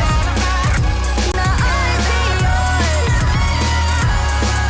'Cause I know that you'll never be mine. Very cool. It's a unique track. I think like the I don't know the original catchy vocals. The arrangement feels, it's interesting. It feels like you have electronic music production ish combined with these pop vocals, but arranged in like this pop rock punk kind of way. Like a lot of these drum patterns and stuff kind of remind me more of something you'd expect an actual drummer to play versus like what you'd expect, electronic music drums to be playing. So it's a pretty unique tune. A lot of cool stuff going on. Yeah, it's always cool to hear somebody like experimenting with music production. I think like when you think about it, it's pretty insane, like all the different things you could be doing with electronic music production. Like the world is truly your oyster. And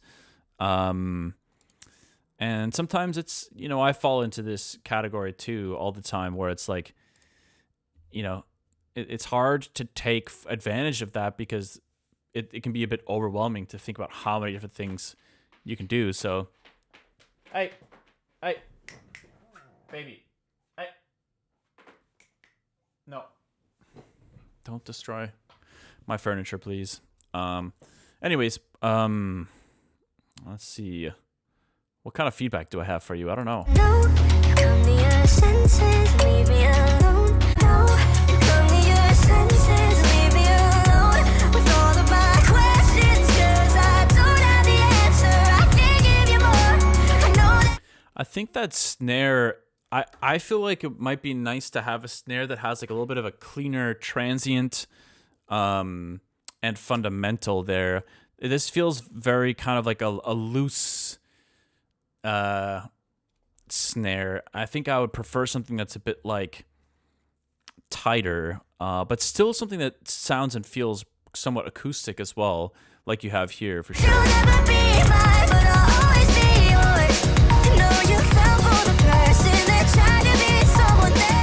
It's creative to kind of like create this like kind of I don't think it's a modulation.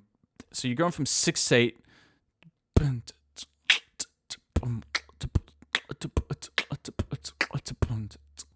You're kind of just doubling the tempo in a way as the drummer. So it's still like 6/8, but it's just twice as fast. But I feel like the way that the drums are mixed here, I'm not like completely convinced by it. I feel like that kick drum is very mid heavy, so it's the kind of the kick drum that would like work in a lot of EDM. But because of how it's arranged here, it feels very kind of like very chunky, and I don't know. I almost want maybe some of those mids to be toned a little bit differently, and to not have quite as much presence in the mix. And I do feel like a different snare would work quite nicely there as well. With all of my questions, I don't have the answer. I can't give you more.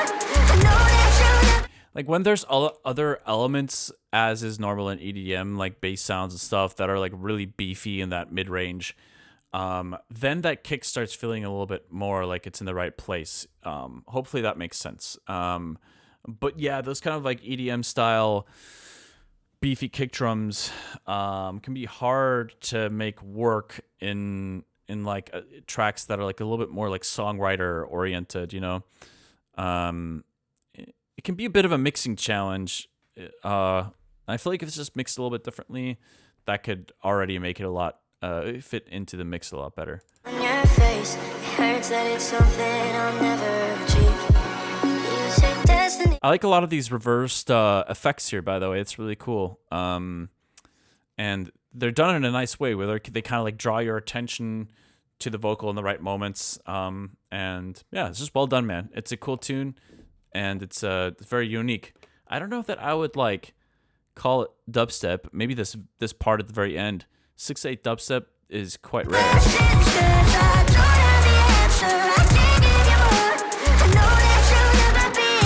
It might almost be more future-based than dubstep here at the end.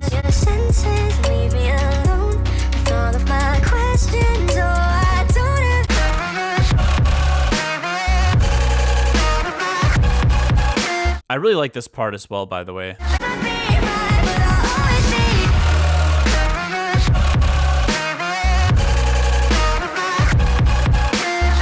One thing I appreciate about your music is that I feel like you bring this kind of like this aspect of electronic music that I appreciated that used to be a lot bigger in like 2015, 2016. And I don't know exactly how to put it into words, but I just appreciate that you kind of bring that to the table. But yeah, Josta, sick stuff, man. Let's keep moving. SoundCloud label it dubstep. Okay, never mind. That makes more sense. All right. Let's move on to the next track. Let's see what we got. 105 stream streak. Yo, that's crazy. A little round of applause for Art Nerd. That's actually insane. 105. So that's got to go back to like the beginning of the year, maybe. Okay, what do you want, Martin? EDM, pop, or old hard wave? What in the world is old hard wave? Let's hear some EDM. I feel like we haven't had a ton of EDM today, surprisingly.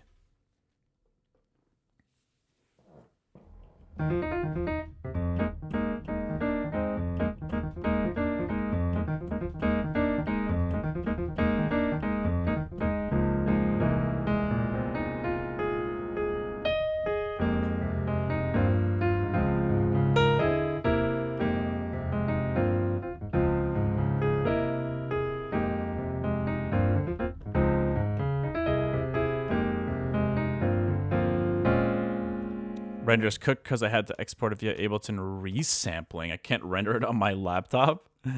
What? I've never heard of that issue before. Let's check it out.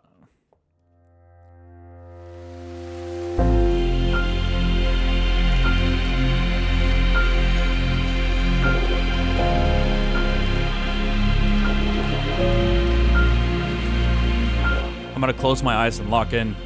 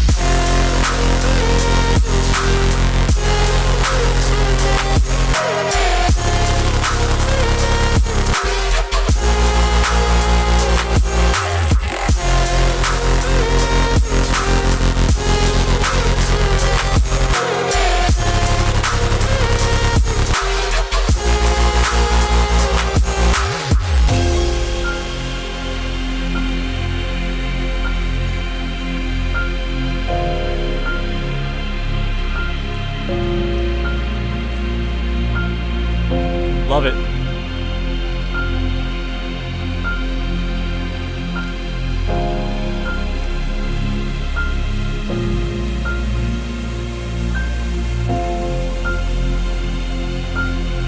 Oh. Hit us with the abrupt ending. I'm just kidding. I know why. The render issues. Cool. Lots of good stuff going on here. I like the ambient kind of like tension building.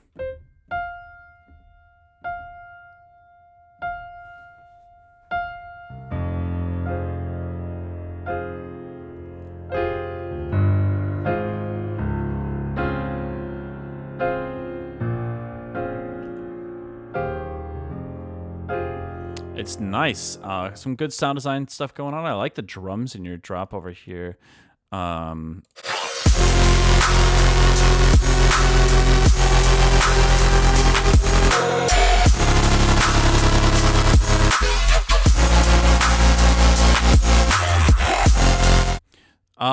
trying to think about, generally speaking, I like what I'm hearing. I feel like the changes that I would suggest are kind of more detail oriented and more kind of like focused on specific, let's say like creative choices, mixing choices, sound design choices, that kind of stuff.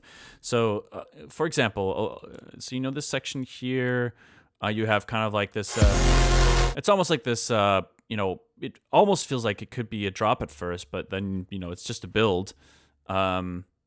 That is like introducing this heavy sound design, right? And this tremolo kind of effect on multiple of sounds happening at the same time. Really cool stuff.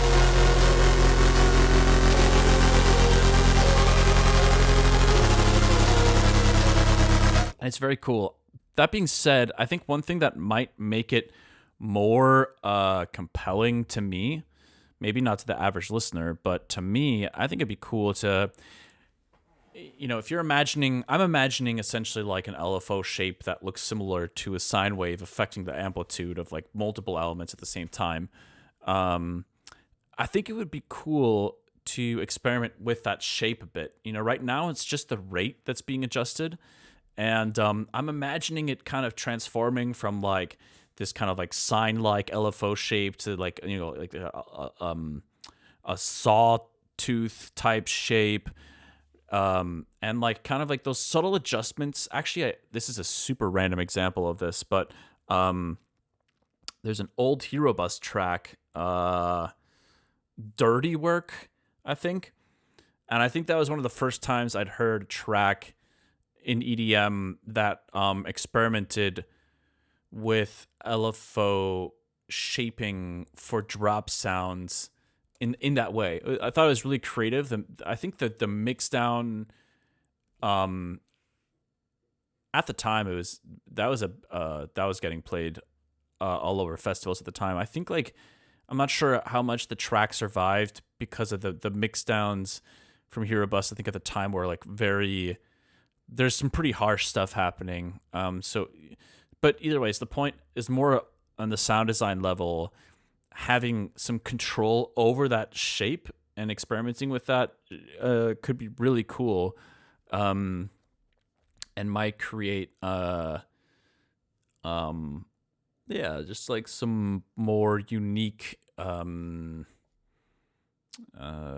design moments. But so that's one thing that popped to my mind. The other stuff that I was thinking could be cool,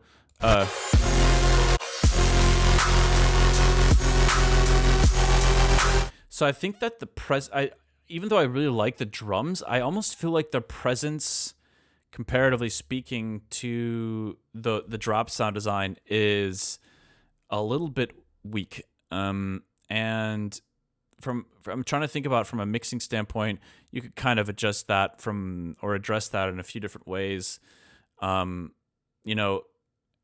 if I were you, for example, one of the first things I would think about is experimenting with like if I'm imagining that kick drum in kick 3 right now, and I'm looking at the pitch envelope for that kick drum, I would try to, for example, bump the pitch up in the middle of it a little bit, just to give it just like a tiny bit more of a punch somewhere in the mids, the lower mids probably rather. So not necessarily the mids, but yeah, low mids and the low end should give it like a little bit more of a bump. But beyond like little fine tuning like that, I'm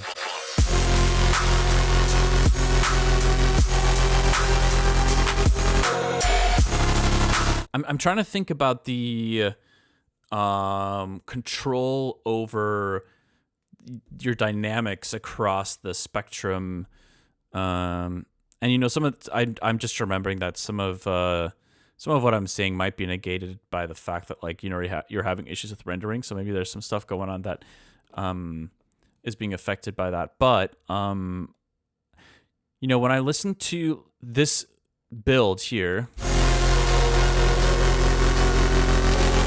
right, and then we listen to the drop. Right now, the only difference there is that you have drums, and there's side chaining those sounds a bit, right? I think that you need a little bit more of a contrast somehow, and that could be maybe by turning down the volume like 1 or 2 decibels, or maybe even like 3 of this sound design over here. Maybe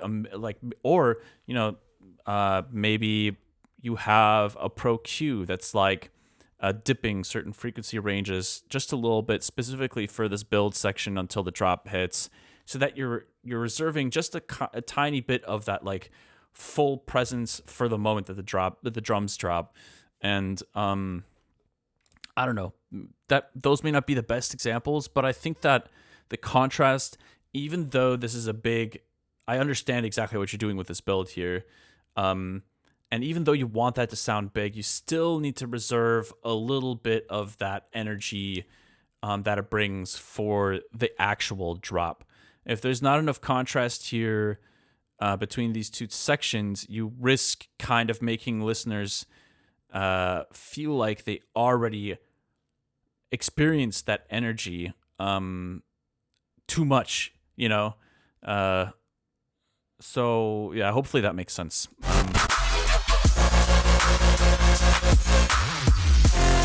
I like a lot of the fill sound design as well, and like a lot of those other kind of like bass sound design things are nice.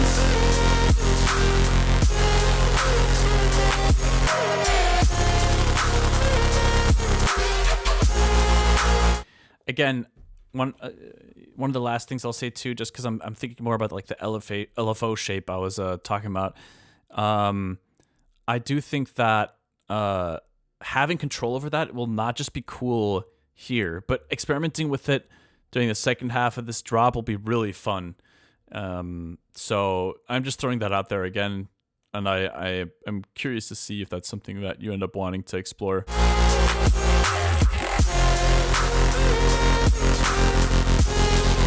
And I will say one thing I've been really enjoying in a lot of EDM is drums similar to this, where you have kind of like these hi-hat grooves that are like, they're really kind of really like tinny and high pitched, and they're kind of like almost like sitting on top of the mix pretty consistently, you know, kind of like just like this noise layer kind of like gliding up top, and I like that a lot. There's a track I heard in a Of the Tree set recently that I thought was fire, that kind of that had a similar vibe. Really incredible mix down on this tune. Actually, hold up, let me find this. One moment. It shouldn't take me too long.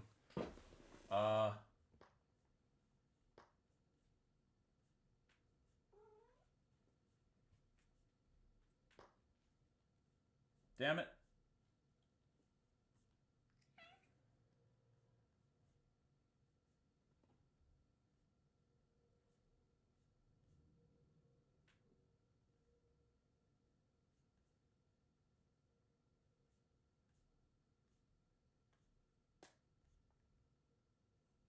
Dude.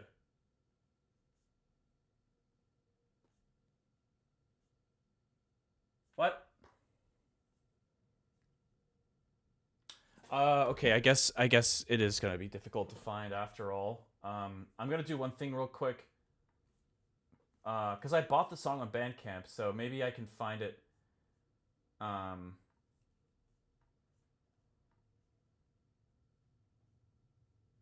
Because I really do think that this could be a cool reference track, so that's why I'm like, I'm trying to see if I can find it real quick.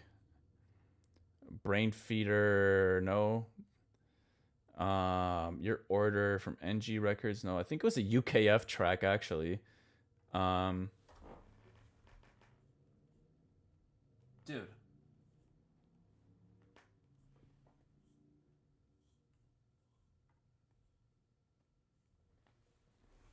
I can hear it in my head, but I can't find it apparently. So whatever. Let's just forget about that. We'll move on for now. But thank you for sharing. It's a cool tune, and yeah, actually, just check out that. In general, actually, Of the Trees, I feel like has. It's amazing how he finds these producers who have mixed down styles that are so similar to his.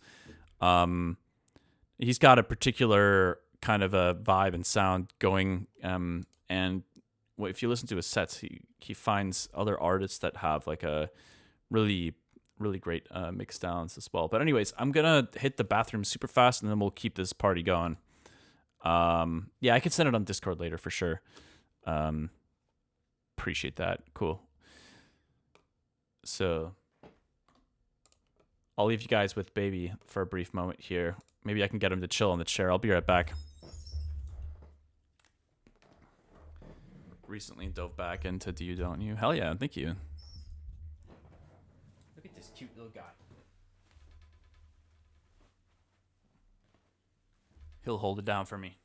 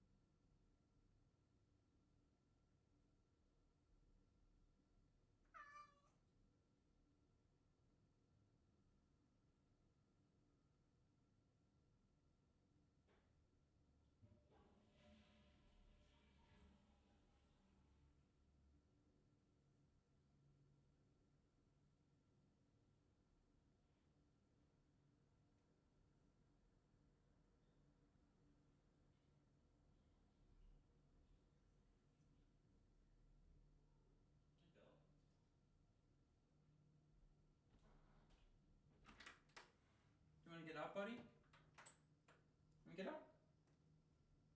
It's okay. Come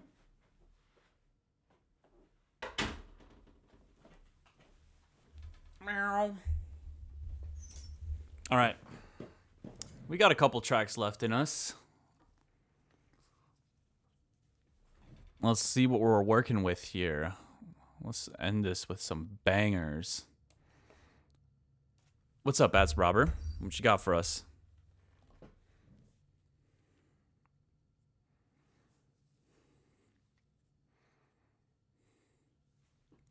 Okay, now. Let's keep it PG.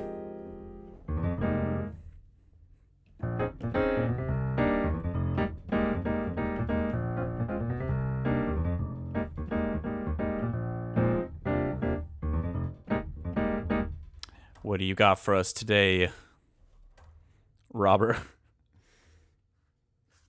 A little work in progress. All right, all right, all right. Final mixdown. Okay. Okay.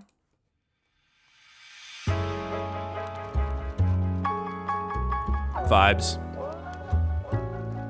How long do you think it takes the average person to take off one tape and thread in a new one?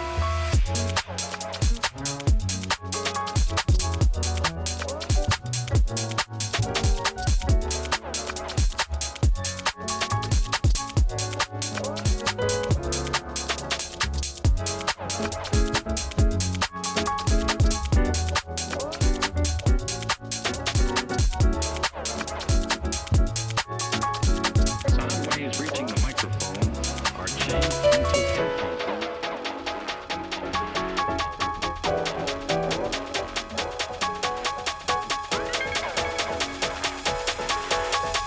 For easy reference, the first side of each selection is labeled A, A, A, A, A.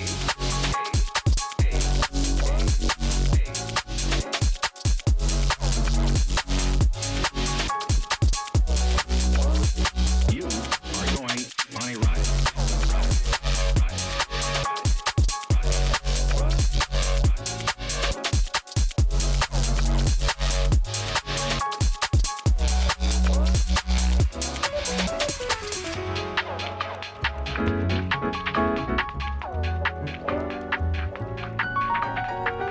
The ultimate in high-fidelity music listening and home recording pleasure within the reach of everyone.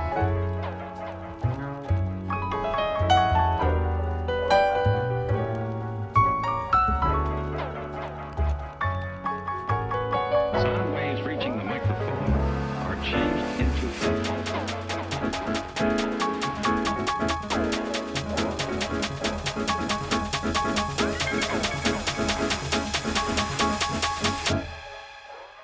While the second side is labeled B. B, B, B, B, B,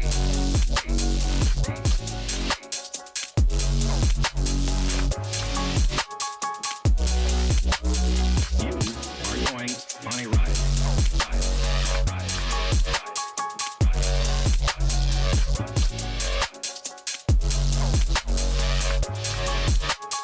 All models feature a fast forward action as well as a fast reverse.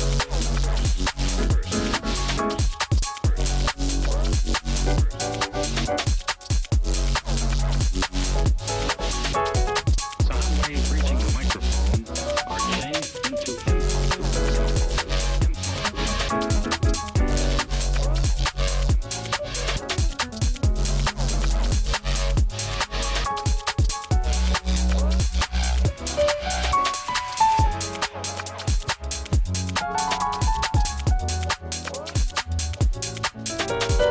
All models also feature an automatic shut off that turns off the machine when the tape has finished playing.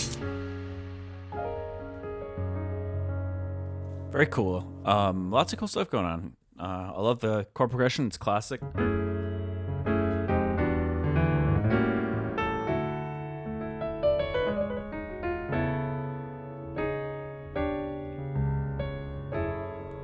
It's nice. And I liked the way that you handled incorporating that into the rest of the track. You know, you obviously got into this heavier section here. I don't know if you know this, but yeah, in EDM we call it the drop. Sorry, that was a dumbass joke. I don't know why I said that. But I liked that you basically chose these chords to repeat and chop in a certain way to avoid kind of like making the chord progression too complex, because that's something that can detract from, you know, what's typically required for a drop in EDM, right? I mean, if you introduce too many chord changes, it starts feeling, yeah, it's just like it's more information to process. I feel like you want to control those limitations in a way where like you're keeping people's attention on like the intensity of the bass sound design and the drums and that kind of stuff, right? So I think you did that really well. You know, you started off the track with like these like jazzy UKG vibes, which I really like. I thought it might actually be like some kind of hip hop, like jazzy hip hop beat at first. How long do you think it takes the average person to take off one tape and thread in a new one?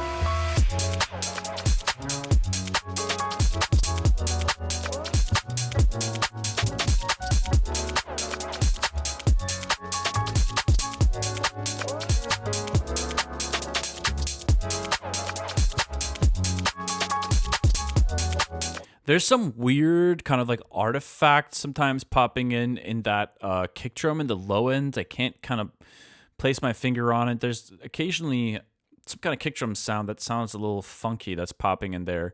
I think I'm hearing it in the drop as well, potentially. Hold up.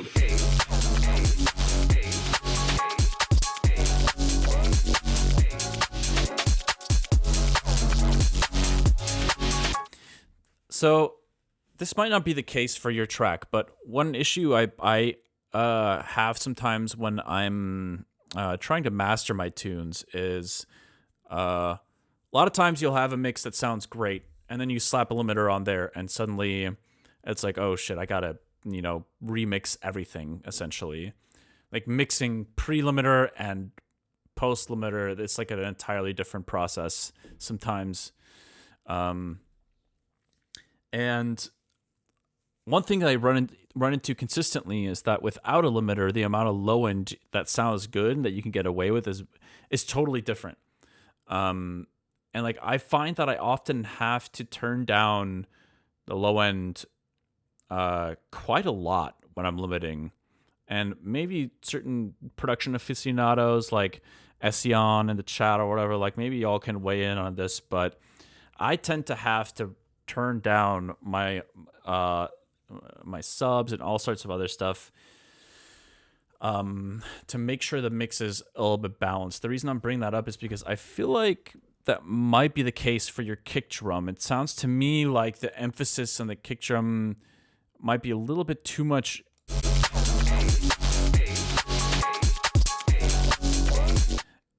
Not only am I hearing that it might be a little bit too much in the low end, but also like it sounds like the waveform cuts off on that kick drum before it sounds like it's cutting off before the waveform is at neutral for that kick drum. Like I swear I'm hearing some artifacts at the end of it. That's what it sounds like to me, but I could be wrong. Maybe it's something else that's causing that, but I'll take a closer look and make sure that everything's kosher there.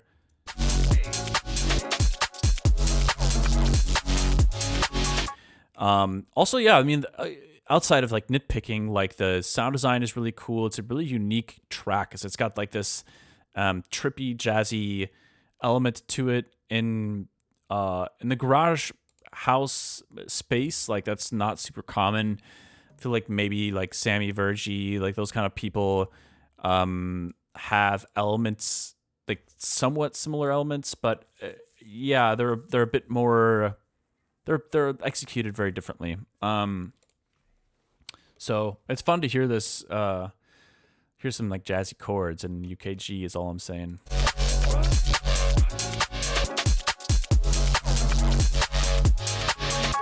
Especially because if I could be wrong, but I feel like in my experience, A lot of times, if UKG gets jazzy, you end up hearing like some fucking like sine wave stuff, like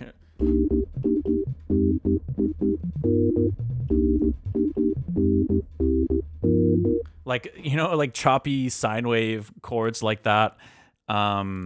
Is super common. I feel like if you are taking that approach, so I think it's kind of nice. You're taking like a different approach, which is more like sample based. I think that's cool. Ultimate in high fidelity music listening and home recording pleasure within the reach of everyone.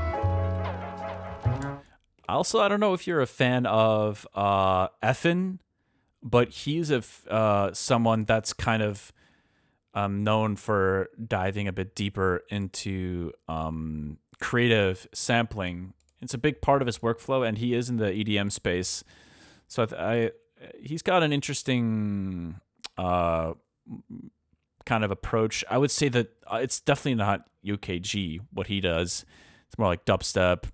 But yeah, I mean, maybe you'd find some inspiration if you haven't heard of his music before. Let's see. What other feedback do I have? So then here you go, halftime. Inside is labeled D.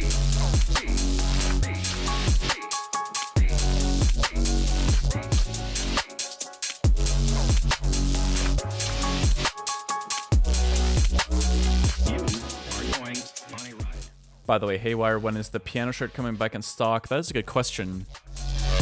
I actually hadn't thought about restocking it quite yet, but all this merch work has got me thinking about whether that's a good idea.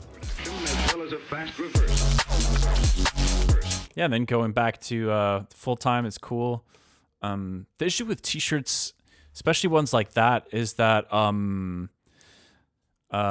there's all these variations in sizes, obviously, and with the nice thing with vinyls is like they're all the same, so it's easy for a single person to manage. But once it comes to managing inventory with multiple products and each product has their own sizes and stuff, it's like, oh god, that becomes a totally like a next level of headache. So I would definitely need like a merch fulfillment company again to help me out with that. I've been kind of just like enjoying doing things a little bit low key the last like couple of years, just doing everything on my own. But yeah, it would be cool to bring that back. Anyways, so in terms of the track, like those are the kind of like the main things that popped to my mind. It's a really cool tune. So thank you for sharing, Robber. But you give great feedback. Thank you. Appreciate that. All right, let's move on to what might be the last track of the day. We'll see. 8 720 badly needs the piano shirt. What size is he? Or she or they or them or I do need what's up, Lotzi? What you got for us? Dude, I'm getting so hungry. Oh my god. I've been trying to experiment with like fasting because the wedding's coming up, and it is interesting, man. Fasting is interesting.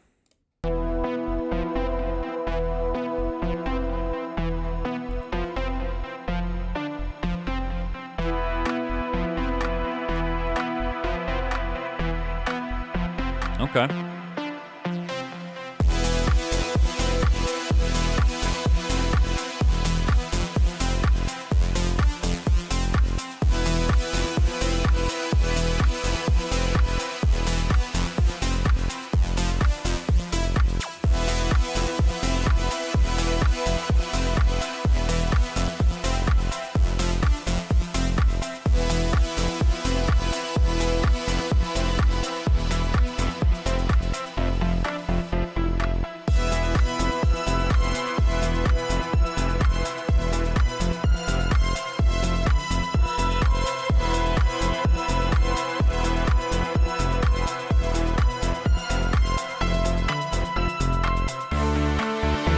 You know what this reminds me of a little bit?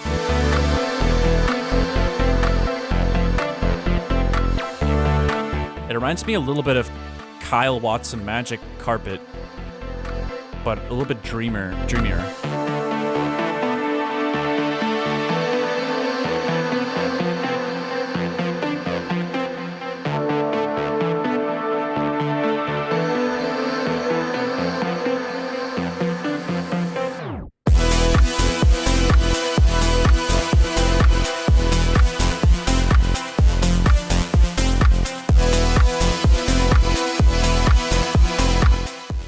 Okay, I'm not interrupting this because I'm trying to skip anything. I just like really felt the need to say something real quick while it's fresh in my mind.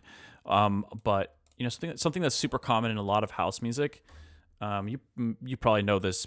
I'm just gonna throw it out there anyways. But a lot of times, a popular arrangement move is to have the first, let's say, like 8 beats of a drop be like really big and have like white noise, like big stuff happening all over the spectrum, and then you have a fill going to the more minimal version of the drop, where things are a bit toned down, and it makes a lot of room to kind of like focus on the bass line and the drums primarily.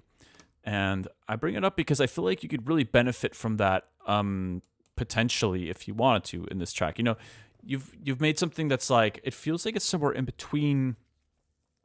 It's definitely got like house vibes going on, but the arrangement of some and the sound design of some of the things going on, it makes it like a bit more dreamy, maybe some like a little bit of like a cyberpunk influence almost, not in terms of the drums, but just in terms of the synths, you know. So it depends on which route you want to go, right? Like if you want to kind of like go that club house music type route, which I think this feels like it's leaning towards, you know, it feels like it's not far away from that. I would consider maybe referencing dude, I don't know.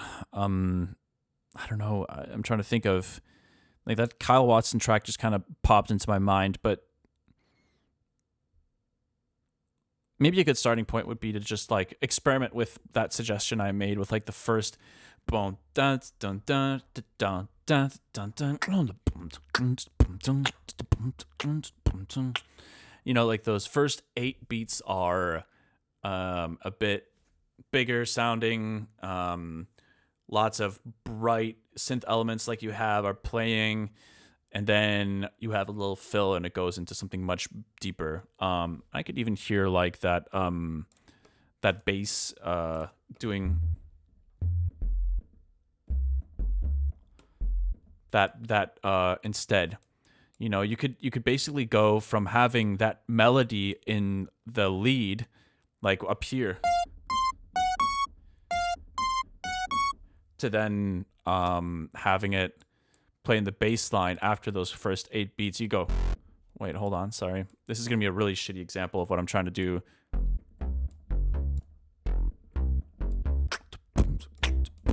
You know what I mean? So I was going to try to arrange something real quick, but forget about it. You kind of get what I'm trying to say. I would just keep experimenting a little bit with the arrangement, because there's definitely some stuff here that's working if you're interested in going that kind of like clubby EDM house kind of vibe with like kind of like a unique synth heavy, you know, cyberpunky kind of twist. But okay, maybe cyberpunk is the greatest reference point there. But anyways, but yeah, that's what I got for you, Lotzi. Thank you so much for sharing.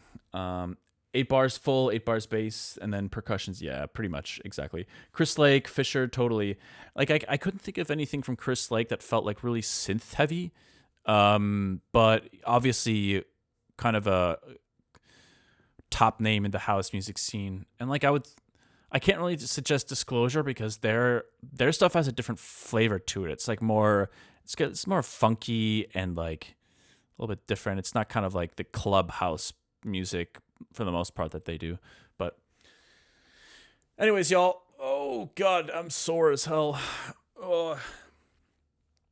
Been trying to hit the gym more regularly again, dude. I'm so out of shape. It's crazy, but I'm getting back into it. Maybe 5 push-ups per sub will make a return. Although I hate doing push-ups on carpeted floor. It feels terrible for my wrists. But anyways, I think I'm gonna call it here for today. 2026 Hot Boys season, dude. I gotta make it happen. But I hope you guys enjoy the rest of your Friday. I might throw in an extra stream tomorrow. We'll see. But for sure, I'll be back on Sunday. And yeah, once again, I'm just gonna throw this out there one more time.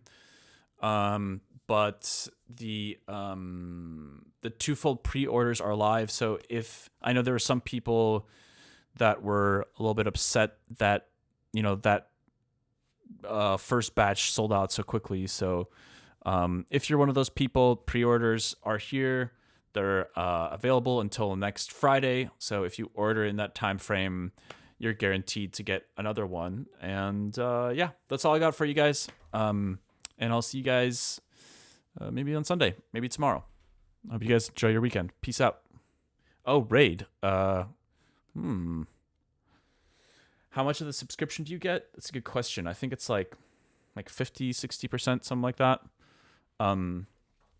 Honestly, Twitch is such a small income stream. It's more like it's not something I monitor like extremely closely. But it all helps, like I'm sure other musicians will tell you this too, but like it's not so much about making like some big paycheck to get by from one source. It's really a combination of all these different things. Your music royalties, your income from your PRO, your shows, your merch, and then it all can get you there. But I don't see anyone online. Okay, well, I'm kind of lazy with raids, unfortunately. But anyways, I appreciate y'all so much, and wish you guys an awesome rest of your day. Hopefully you can hang out with someone you like and you love. That would be pretty rad. Thank you for the follow, Nicholas, and I'll see you guys next time. Oh, Proto's live? Hell yeah. Let me try to raid Proto. We gotta do follow. Yo. Intero, thank you for the follow. Where is Proto? Protostar.